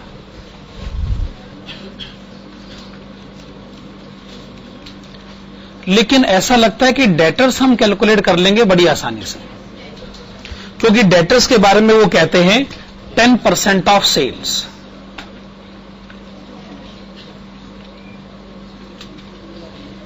डेटर्स 10% ऑफ सेल्स है ना। वैसे डेटर्स 10% ऑफ सेल कितने होंगे? सेल्स तो हो रहा है 13,75,000।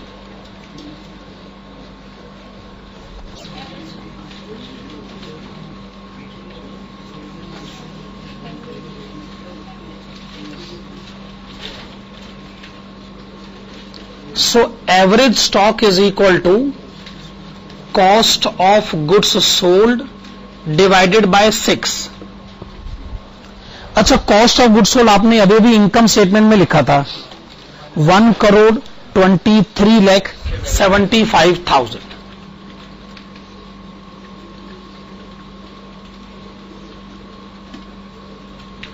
Divided by 6।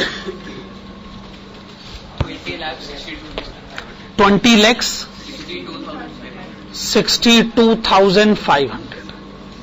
चलिए, आपने बताया 20,62,500। अच्छा, अगर ये एवरेज स्टॉक है तो मैं इसे लिख सकता हूं opening stock plus closing stock divided by 2 is equal to 20,62,500। मैं ऐसे लिख सकता हूं। देखो, क्लोजिंग स्टॉक तो हम कैलकुलेट करना चाहते हैं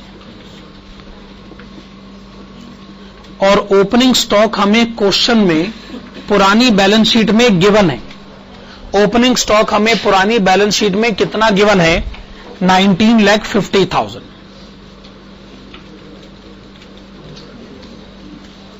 तो क्लोजिंग स्टॉक कितना हो गया? 21,75,000। इस तरीके से मल्टीप्लाई करके बताया जाता है।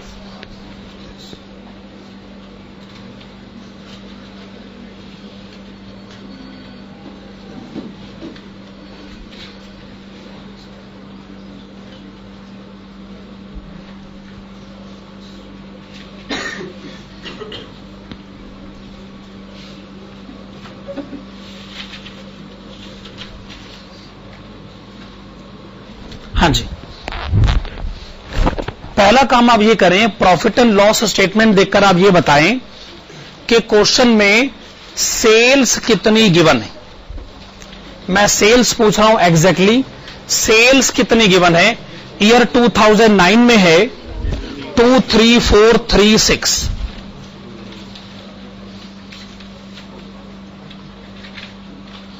और ये आपको करोड़ में दे रखी है।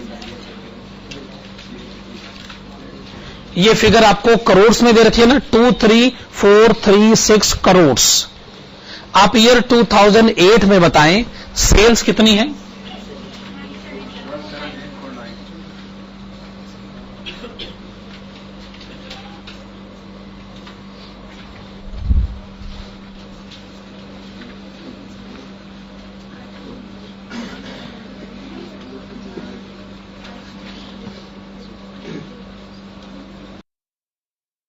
अच्छा, कॉस्ट ऑफ गुड्स सोल्ड आपने अभी भी इनकम स्टेटमेंट में लिखा था 1,23,75,000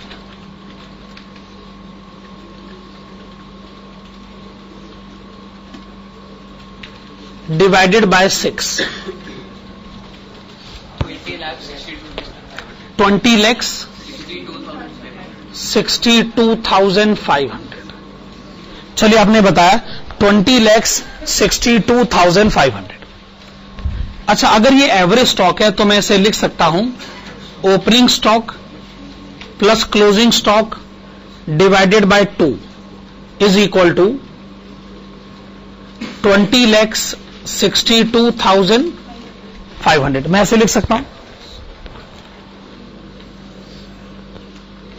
देखो, क्लोजिंग स्टॉक तो हम कैलकुलेट करना चाहते हैं और ओपनिंग स्टॉक हमें क्वेश्चन में पुरानी बैलेंस शीट में गिवन है। ओपनिंग स्टॉक हमें पुरानी बैलेंस शीट में कितना गिवन है? 19,50,000।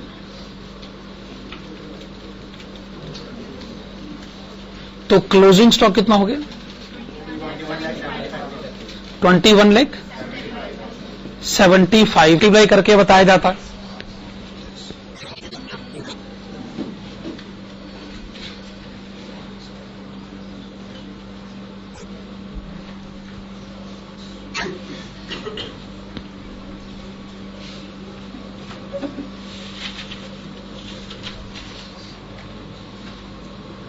हाँ जी,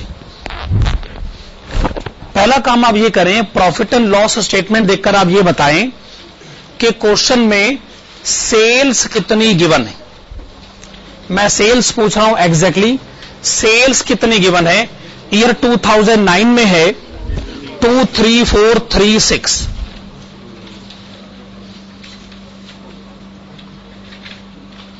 और ये आपको करोड़ में दे रखी है। ये फिगर आपको करोड़ में दे रखी ना, 23436 करोड़।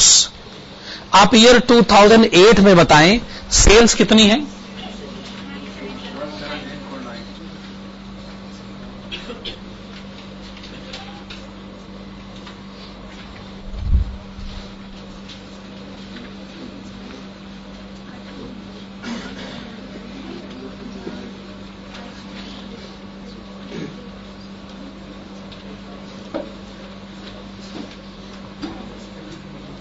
चलिए आइए पहले कैलकुलेट कर लेते हैं ऑपरेटिंग प्रॉफिट।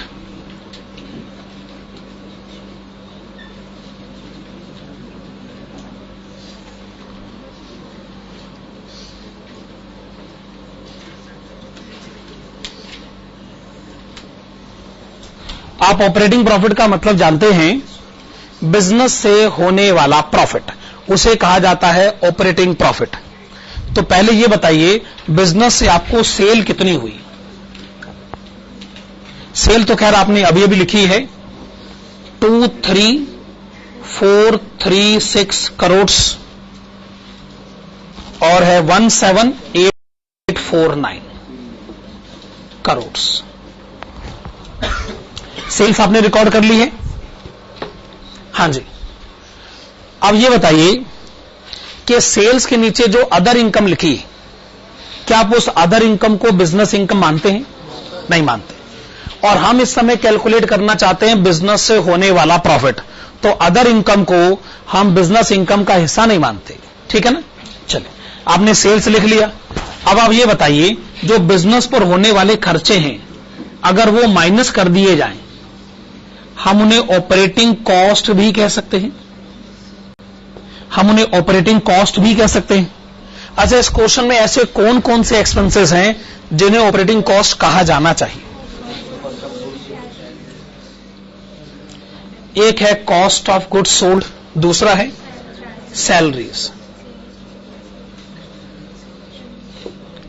तीसरा है मिसलेनियस एक्सपेंसेस, और चौथा है डेप्रीसिएशन। जो क्वेश्चन ने इंटरेस्ट लिखा है उससे आप ऑपरेटिंग कॉस्ट तो नहीं मानते ना। अब आप मुझे इन चारों एक्सपेंसेस का डायरेक्टली टोटल बता दे। पहले ईयर 2009 में 21680, ईयर 2008 में आपने बताया 16481।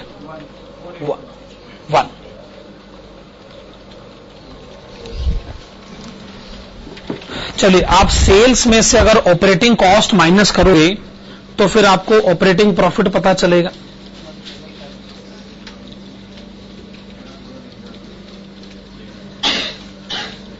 बताइए ईयर 2009 में ऑपरेटिंग प्रॉफिट कितना लिखा जाए? 1756 करोड़। ईयर 2008 में कितना लिखा जाए? 1368 करोड़। बड़ा सिंपल सा पॉइंट है ना। अगर सेल्स में से ऑपरेटिंग कॉस्ट माइनस करोगे तो ऑपरेटिंग प्रॉफिट ही तो आएगा। आइए हम इसको रिकॉर्ड करते हैं। 1756, दिस इज ऑपरेटिंग प्रॉफिट, और ये है 1368। देखिए, दूसरी वाली रेशो तो मुझे पता नहीं, लेकिन पहली वाली रेशो तो कैलकुलेट हो गई ना। तो आप मुझे ईयर 2009 में ऑपरेटिंग प्रॉफिट रेशो परसेंटेज में बताएं। 7.49%।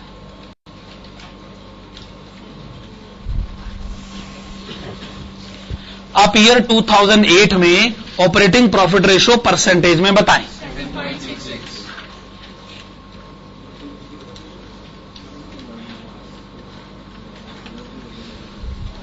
ठीक है, तो आप ये देख रहे हैं कि ऑपरेटिंग प्रॉफिट रेशो में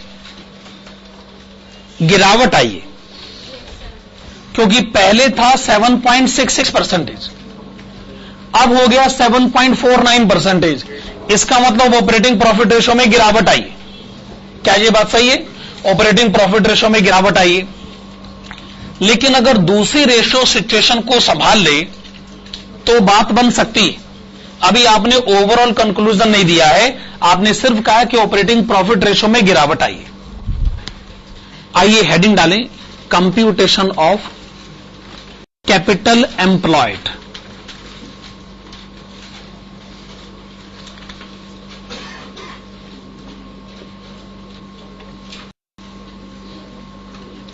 अच्छा, कैपिटल एम्प्लॉयड का जो कंसेप्ट है हम बहुत टाइम से पढ़ रहे हैं, शुरू से ही कैपिटल एम्प्लॉयड के कंसेप्ट पर बहुत ज्यादा ध्यान दिया गया है। इस क्वेश्चन ने खुद कैपिटल एम्प्लॉयड को 2 बार कैलकुलेट किया और ऊपर से हमने फिर हेडिंग डाल दी computation of capital employed.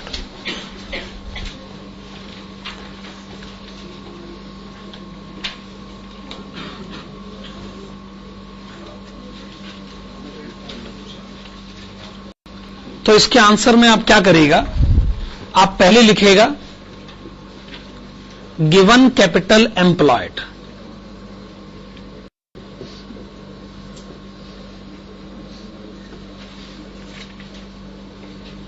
Given capital employed. हमने माना आप शेयर होल्डर से पैसे मांगते हैं, हमने मांगा आप डिवेंचर होल्डर से पैसे मांगते हैं, पर आप पहले बताइए आपने पैसे मांगे कितने। कैपिटल एम्प्लॉयड का टोटल क्वेश्चन में कितना गिवन है? 10316 करोड़ एंड 9304 करोड़। ठीक है ना? जो हम बार बार कह रहे हैं कि क्वेश्चन में कैपिटल एम्प्लॉयड 2 बार बताया गया, तो वो कितना बताया गया है? ये अमाउंट है ना जी। आप जानते हैं कि शेयर होल्डर और डिवेंचर होल्डर से जो पैसे मांगे जाते हैं, कंपनी उसे अपने बिजनेस में लगाती। कंपनी बिजनेस में पैसा कहां लगा सकती है? या फिक्स्ड एसेट में या वर्किंग कैपिटल में। इसलिए फिक्स्ड एसेट और वर्किंग कैपिटल का जब हम टोटल करते हैं तो वो आंसर भी यही आता है। ये नॉलेज अपने आप में सफिशिएंट है, लेकिन इस क्वेश्चन में हमें बात थोड़ी बढ़ा चढ़ाकर कहनी होगी। हो सकता है कि शेयर होल्डर से पैसे मांगे गए, लेकिन उन पैसों को बिजनेस में इन्वेस्ट नहीं किया गया। क्या यह पॉसिबल? आपने शेयर होल्डर से पैसे मांगे, आपने डिवेंचर होल्डर से पैसे मांगे, लेकिन आपने उन पैसों को बिजनेस में इन्वेस्ट नहीं किया। मैं ये जानना चाहता हूं, जब आप ये कहते हैं कि बिजनेस में कैपिटल इतना लगा है, बिजनेस में कैपिटल इतना लगा है और बिजनेस से सेल इतनी हुई है, तो क्या हमें स्पेसिफिकली बताना नहीं चाहिए कि बिजनेस में कैपिटल कितना लगा? अगर पैसा इधर उधर कहीं लगा हुआ है तो वो कैपिटल एम्प्लॉयड की डेफिनेशन में नहीं आना चाहिए। आप इसमें से माइनस करिएगा इन्वेस्टमेंट।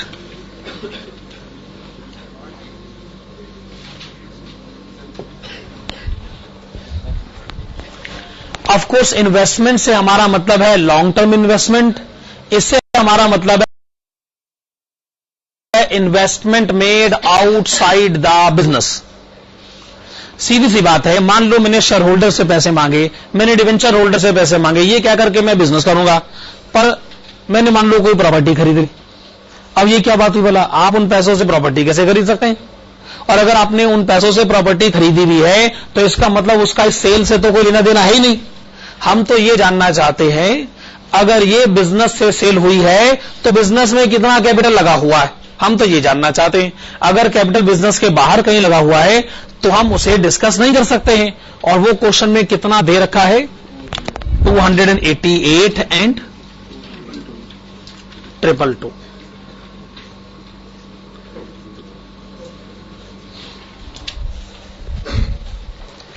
अगर आप ये रेशो निकालना चाहते हैं तो रेशो निकालने का जस्टिफिकेशन समझिए।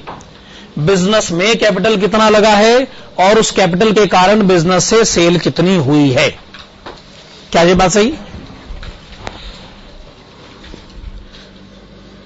एक और अमाउंट जो माइनस होगा वो है कैपिटल WIP। एक जगह क्वेश्चन में लिखा है कैपिटल WIP, वो है 27 एंड 28।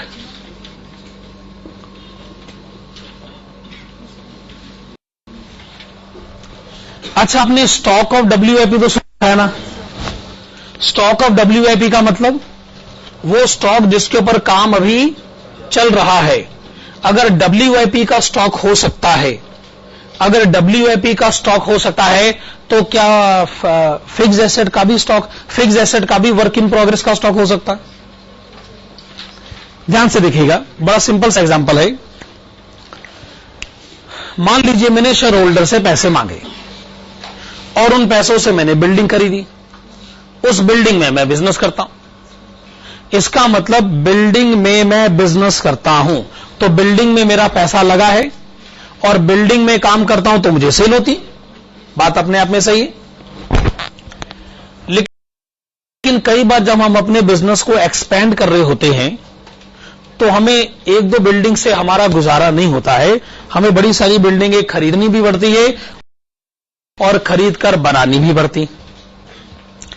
ऐसा हो सकता है कि एक हमारी बिल्डिंग ऐसी है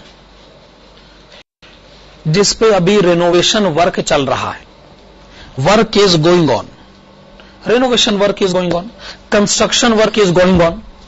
अच्छा, चूंकि वहां कंस्ट्रक्शन वर्क चल रहा है तो क्या वहां आपने अपना दफ्तर खोल लिया होगा? नहीं। अच्छा, वहां अभी दफ्तर नहीं खुला, वहां पर अभी बिजनेस एक्टिविटी शुरू नहीं हुई। इसका मतलब जब वहां बिजनेस एक्टिविटी शुरू हुई नहीं, तो क्या वो दफ्तर जिस पर काम अभी चल रहा है उसने हमको सेल अचीव करने में कोई मदद करी है? नहीं अचीव। इसका मतलब अगर कोई आपसे ये पूछे कि बताइए बिजनेस में वो कैपिटल कितना लगा है जिसने आपको सेल अचीव करके दी है, तो आप वो उस कैपिटल की डेफिनेशन में उस दफ्तर को काउंट नहीं कर सकते हो जहां पर अभी रेनोवेशन वर्क या कंस्ट्रक्शन वर्क चल रहा है। इसका मतलब 27 लाख और 28 लाख बेसिकली आपकी उन फिक्स एसेट को रिप्रेजेंट करता है जहां अभी काम चल रहा है और जिनको अभी आपने बिजनेस के कामों के लिए पुट टू यूज नहीं करा। असल में हम ये जानना चाहते हैं, अगर ये बिजनेस से सेल हुई है तो इस सेल को अचीव करने में कितना कैपिटल बिजनेस में लगा है। इसका मतलब जो पैसा बिजनेस में नहीं लगा उसे हटाइए, जो पैसा बिजनेस में लगा हुआ है लेकिन अभी वहां से सेल आनी शुरू नहीं हुई है उसे भी हटा दीजिए। एक और अमाउंट मैं अपनी एजम्पशन पर माइनस करना चाहूंगा, वो है लोन्स एंड एडवांसेस। तो जैसे मैं कह रहा था मैं इसे अपनी एजम्पशन पर माइनस करूंगा, वैसे लोन्स एडवांसेस हमें कितने गिवन हैं? 2043 1712। देखिए, क्या लोन एडवांस देना क्या मेरा बिजनेस है? अगर तो मेरा बैंकिंग कंपनी का केस अगर मैं डील करूं तो जी मेरा काम है लोन देना, तो ऐसी सिचुएशन में मुझे इस पर ऐतराज नहीं करना चाहिए था।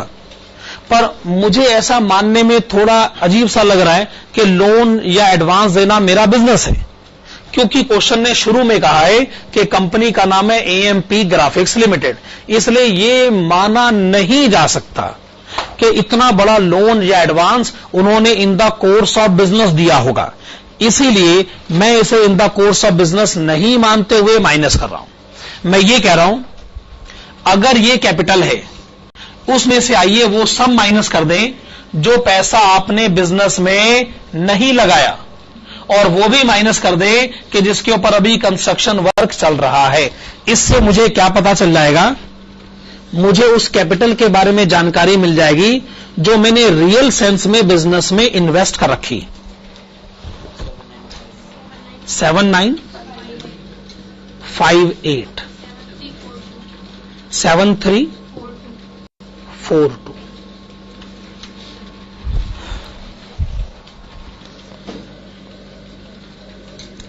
Real capital employed in the business,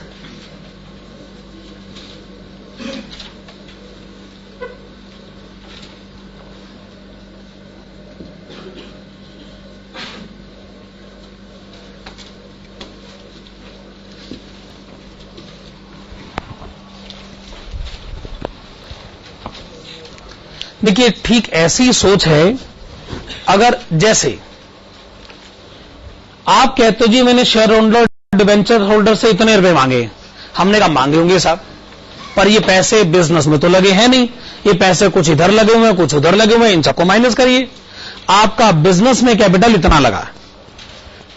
ये बात बेकार की है कि स्टूडेंट घर वालों से कितने रुपए मांग कर लाता है, जितने रुपए उसने घर वालों से मांगे उतने उसने एजुकेशन में खर्च करे हैं, इस बात को नहीं माना जा सकता। सवाल ये उठता है कि उसने यहां कितनी फीस जमा कराई है। ऐसे स्टूडेंट्स की कोई कमी नहीं है जो अगर मान लो कहीं ट्यूशन फीस 15,000 जमा करानी है तो अपने घर वालों से 20,000 रुपए लेते हैं। वो कहते हैं जी 20,000 रुपए ठीक है, डिटेल्स किसको क्या पता है, 20,000 रुपए लिए 15,000 जमा कराएंगे, 5,000 हमारे। ऐसे भी स्टूडेंट्स की कोई कमी नहीं है जो घर वालों से अगर 15,000 रुपए फीस लेते भी हैं तो यहां डिस्काउंट के लिए भी एप्लीकेशन देते हैं कि नहीं, और वो डिस्काउंट उनके घर वालों की नॉलेज में नहीं होता है, वो डिस्काउंट असल में उनकी खुद की जेब में चला जाता है। क्या चलिए मैं इस मुद्दे को ज्यादा नहीं उठाना चाहूंगा, ऐसा मैं ही कहना चाहता हूं असल में जो पैसा बिजनेस में लगा है वो पैसा नहीं है जो आपने शेयर होल्डर से मांगा है। आपने शेयर होल्डर से इतने रुपए मांगे जरूर हैं, पर असल में बिजनेस में कितने रुपए। देखो ऐसा आपको ऐसा नहीं लगना चाहिए कि मैं आप लोगों की पोल खोल रहा हूं, मैं आपको एक कंसेप्ट समझा रहा हूं, और कंसेप्ट को समझाते हुए ऑब्वियस ही बात है मुझे रियल लाइफ एग्जांपल तो लेने ही होंगे ना, ठीक है। चलिए आइए,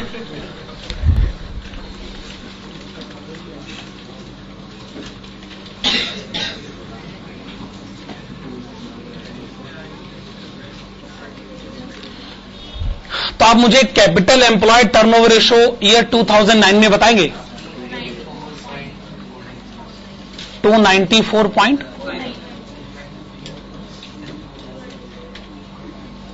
और ईयर 2008 में 243.11 कह लें। चलिए आप मुझे ईयर 2009 में ROCE बताएं। 22.06%। आप मुझे ईयर 2008 में ROCE बताएं।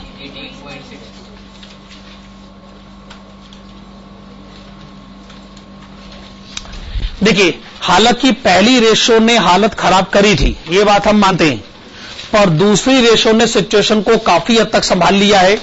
हम क्या देखते हैं कि आपके ROCE में अच्छा खासा इंक्रीज हुआ है। पहली रेशो की खराब परफॉर्मेंस के बावजूद दूसरी रेशो की अच्छी परफॉर्मेंस की वजह से ऐसा हुआ है। आप नीचे लिखिएगा, as compared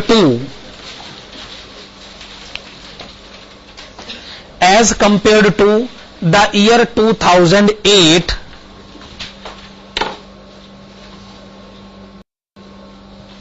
as compared to the year 2008, there is substantial increase.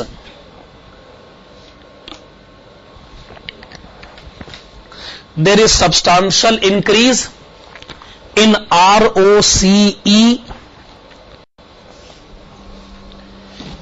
in the year 2009. In the year 2009. Full stop. This favorable situation is this favorable situation is obtained. This favorable situation is obtained because capital employed turnover ratio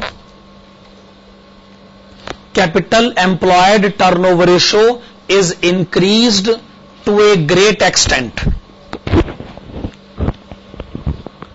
Capital employed turnover ratio is increased to a great extent. Full stop. It means that the company is now making very effective utilization The company is now making very effective utilization of the capital.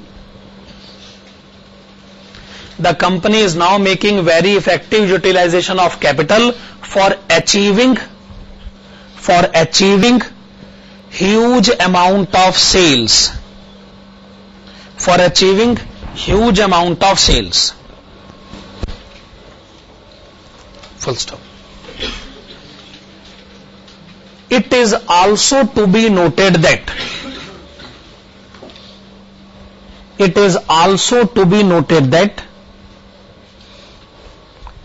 increase in ROCE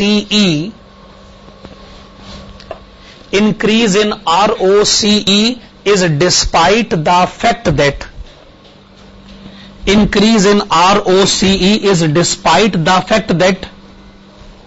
there is decrease in operating profit ratio. इस बात पर गौर करें कि overall favourable situation जो आई है वो हालांकि इस बात को ध्यान में रखने के बाद है कि ऑपरेटिंग प्रॉफिट रेशियो में डिक्रीज हुआ है, पर फिर भी हम ROCE को इंक्रीज करने में कामयाब हुए हैं. इसका मतलब अनफेवरेबल फैक्टर कोई इतना बड़ा अनफेवरेबल फैक्टर नहीं है, लेकिन फेवरेबल फैक्टर बहुत बड़ा फेवरेबल फैक्टर है. ठीक है ना. अब आप इस क्वेश्चन के सेकंड पॉइंट की तरफ आइएगा. सेकंड पॉइंट में क्या लिखा गया है कि आप कैलकुलेट करें एवरेज इन्वेंट्री होल्डिंग पीरियड यानी स्टॉक होल्डिंग पीरियड, और आप कैलकुलेट करें डेटर्स कलेक्शन पीरियड. हेडिंग डालेगा computation of stock holding period,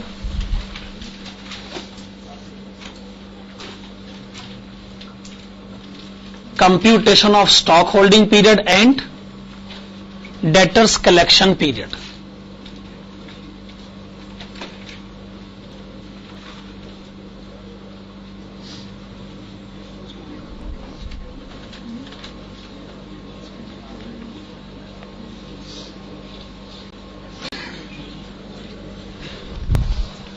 तो अब ये तीन कॉलम्स बनाइएगा. Particulars year 2009 and year 2008.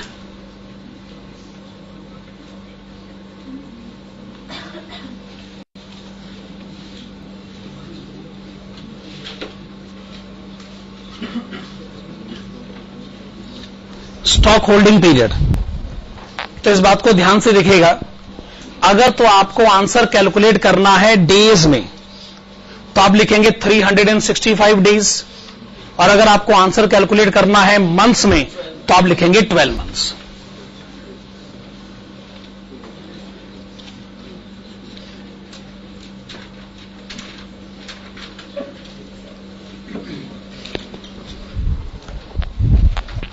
आपने स्टॉक होल्डिंग पीरियड का फार्मूला वैसे क्या पढ़ा हुआ है, 365 days divided bye stock turnover ratio.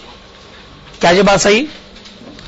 इसलिए मैंने लिखा 365 डेज डिवाइडेड बाय. अब स्टॉक टर्नओवर रेशियो का खुद का फार्मूला क्या होता है? Cost of goods sold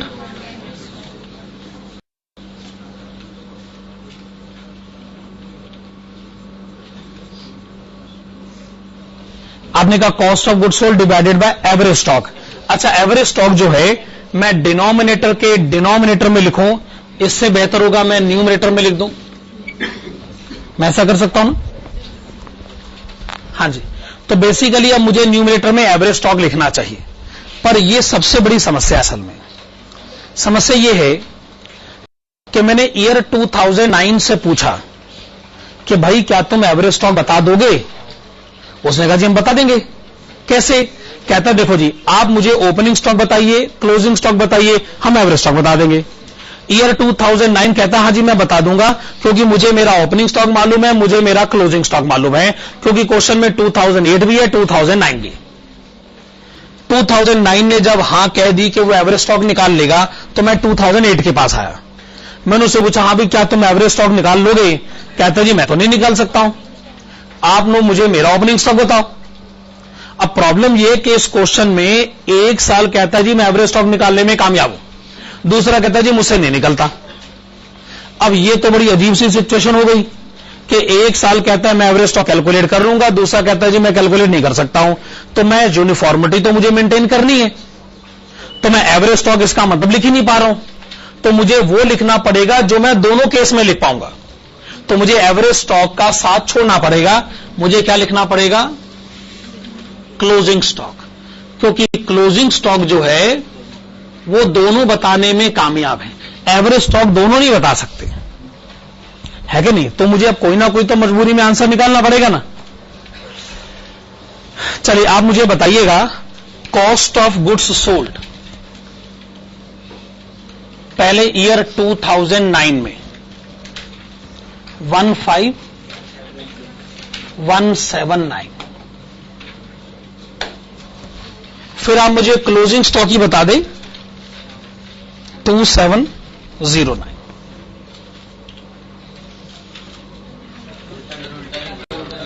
sir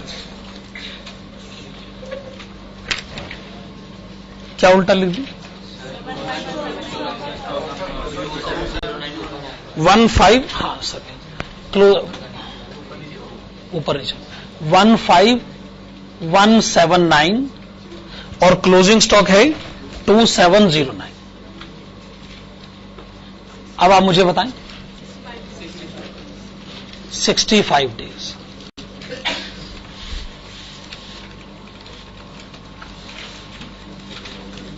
okay, year 2008 में क्लोजिंग स्टॉक कितना है?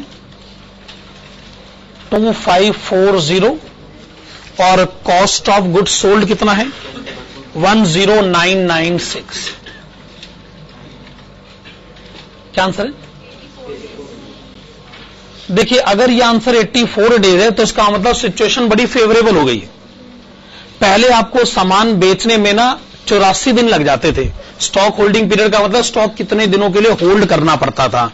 अब क्या है, 65 दिनों में हमारा स्टॉक बिक जाता है। हम तो चाहते हैं कि सामान जल्दी से जल्दी बिके, हम चाहते हैं स्टॉक होल्डिंग पीरियड कम से कम होना चाहिए। इसका मतलब सिचुएशन फेवरेबल हुई। अच्छा, अगर हम चाहते हैं कि सामान जल्दी से जल्दी बिक जाए तो हम ये भी चाहते हैं कि बिक जाने के बाद पैसे भी जल्दी से जल्दी मिल जाने चाहिए। एक हम चाहते हैं कि सामान जल्दी बिके, दूसरा हम चाहते हैं कि पैसे भी जल्दी मिल जाए, यानी डेटर्स कलेक्शन पीरियड भी तो कम से कम ही होना चाहिए ना।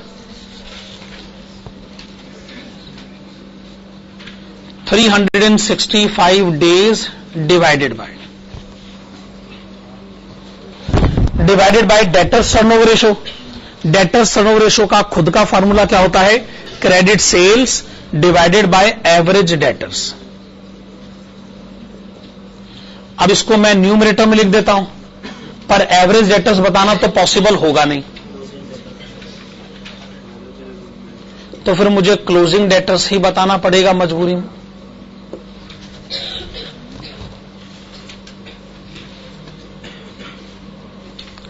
अच्छा, क्लोजिंग डेटर्स जो है, डेटर्स का जो क्लोजिंग बैलेंस है एक है 9468, अच्छा, सेल्स जो है 23436 और 17849, 147 days and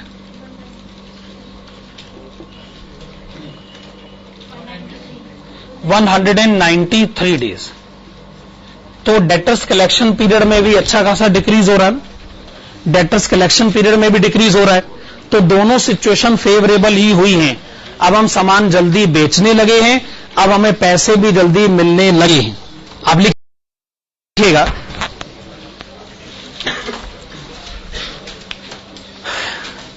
as compared to year 2008, as compared to year 2008, comma, the stock holding period and debtors collection period. The stock holding period and debtors collection period in the year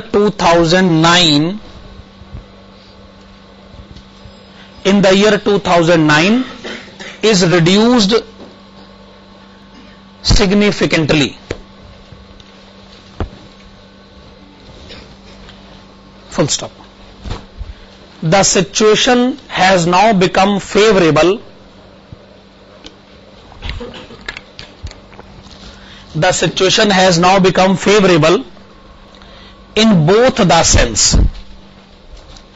The situation has now become favorable in both the sense because the company is now able to make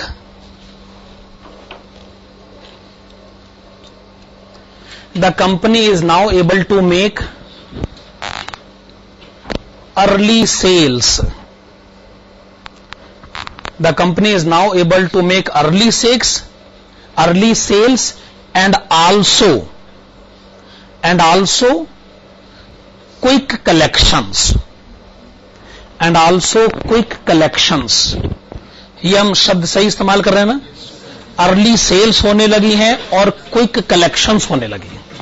क्या ये बात सही है? ठीक है. आप सबको मेरा नमस्कार. आपको एफएमई थ्योरी में सिर्फ एक ही चैप्टर प्रिपेयर करना ना, इंट्रोडक्शन टू फाइनेंशियल मैनेजमेंट. मैं आप सब लोगों की शुभकामनाओं की उम्मीद करता हूं. मेरी तरफ से भी आप लोगों को काफी शुभकामनाएं हैं. एग्जाम में अच्छे नंबर लेकर आइएगा. जैसे इस बार हमने अपने स्टूडेंट्स में इतना प्राइज मनी डिस्ट्रीब्यूट किया है, कोई 8 लाख से ज्यादा का प्राइज मनी है. आप लोगों को भी मैं चाहूंगा कि आपको भी प्राइज मिले और ह्यूज अमाउंट मिले. ये छोटी मोटी पार्टियों से कुछ नहीं होता भाई. मैं तो चाहता हूं आप मेरा बड़ा खर्चा करवाएं. इस बार अगर मैंने 8 लाख रुपए के प्राइजेस डिस्ट्रीब्यूट करे तो अगली बार आप लोग का टारगेट होना चाहिए कि कम से कम 10 लाख रुपए के प्राइजेस बंटने चाहिए. हमने 564 चेक इस बार दिए हैं. अगली बार मैं चाहूंगा कि 1564 हो. आप लोगों की मदद से ऐसा हो भी सकता है. तो मैं खूब चाहूंगा कि आप मेरे बड़े सारे रुपए खर्च करवाएं और बड़े अच्छे नंबर लेकर आइएगा. और 1 लाख रुपए का चेक मैं देना चाहता हूं. स्टूडेंट 100 में से 100 नंबर लेकर आए. मैं 1 लाख रुपए का चेक लेके फिर रहा हूं भाई. 100 में से 100 नंबर लाइए और ले जाइए. पर मुझे मालूम है आप में से जरूर वो स्टूडेंट निकल कर आएगा. आप लोग की शक्लें देखकर मुझे ऐसा लगता है, आपकी शक्लें देखकर मुझे लगता है कि जरूर इसी में वो हीरा छुपा हुआ है कि नहीं. पहले जो मेरे पास स्टूडेंट थे, ठीक है, बड़े इंटेलिजेंट थे, पर पहली बार एक्स्ट्रा ऑर्डिनरी इंटेलिजेंट स्टूडेंट्स मेरे सामने हैं. मतलब ऐसा है, ये बात मैं ऐसे मजाक में नहीं कह रहा हूं. ये बात मुझे हर बैच में कहनी पड़ती है, ऐसा नहीं है. इस बार मैं ज्यादा बड़ा चला के कह रहा हूं. चलिए, आपका और मेरा साथ यहीं तक था, लेकिन मैं चाहूंगा कि आप लोग बाद में भी मेरे से मिलने के लिए जरूर आए. ठीक है ना? हाँ, इवन सैटेलाइट सेंटर्स पर भी जो इतने सारे स्टूडेंट मुझे देख रहे हैं, सुन रहे हैं, उन सबको भी मैं शुभकामनाएं देना चाहूंगा. कि मेरी तरफ से मैं ये चाहूंगा कि इवन आप लोग भी हमसे कांटेक्ट कर सकते हैं. ये प्राइज मनी सिर्फ हमारे फेस टू फेस स्टूडेंट्स के लिए नहीं है, सैटेलाइट के स्टूडेंट्स के लिए भी है. मैं ये बताना चाहूंगा कि हमारे रांची सेंटर में, चंडीगढ़ में और इवन ईस्ट ऑफ कैलाश में और 2 सेंटर और हैं. यानी टोटल 14 में से 5 स्टूडेंट ऐसे हैं जिनका 90+ स्कोर आया है, और वो सैटेलाइट सेंटर से. जो 92, 95 मार्क्स के स्टूडेंट हैं उनको प्राइज मनी है 10,000 रुपीज. जिसका स्कोर 96 to 99 है उनका प्राइज मनी है 50,000. और 1 लाख रुपए जो 100 नंबर को लेकर आएगा. देखिए, आप सब लोगों को मैं एक बार फिर कहूंगा, हार्दिक शुभकामनाएं मेरी आपके साथ रहेगी. धन्यवाद.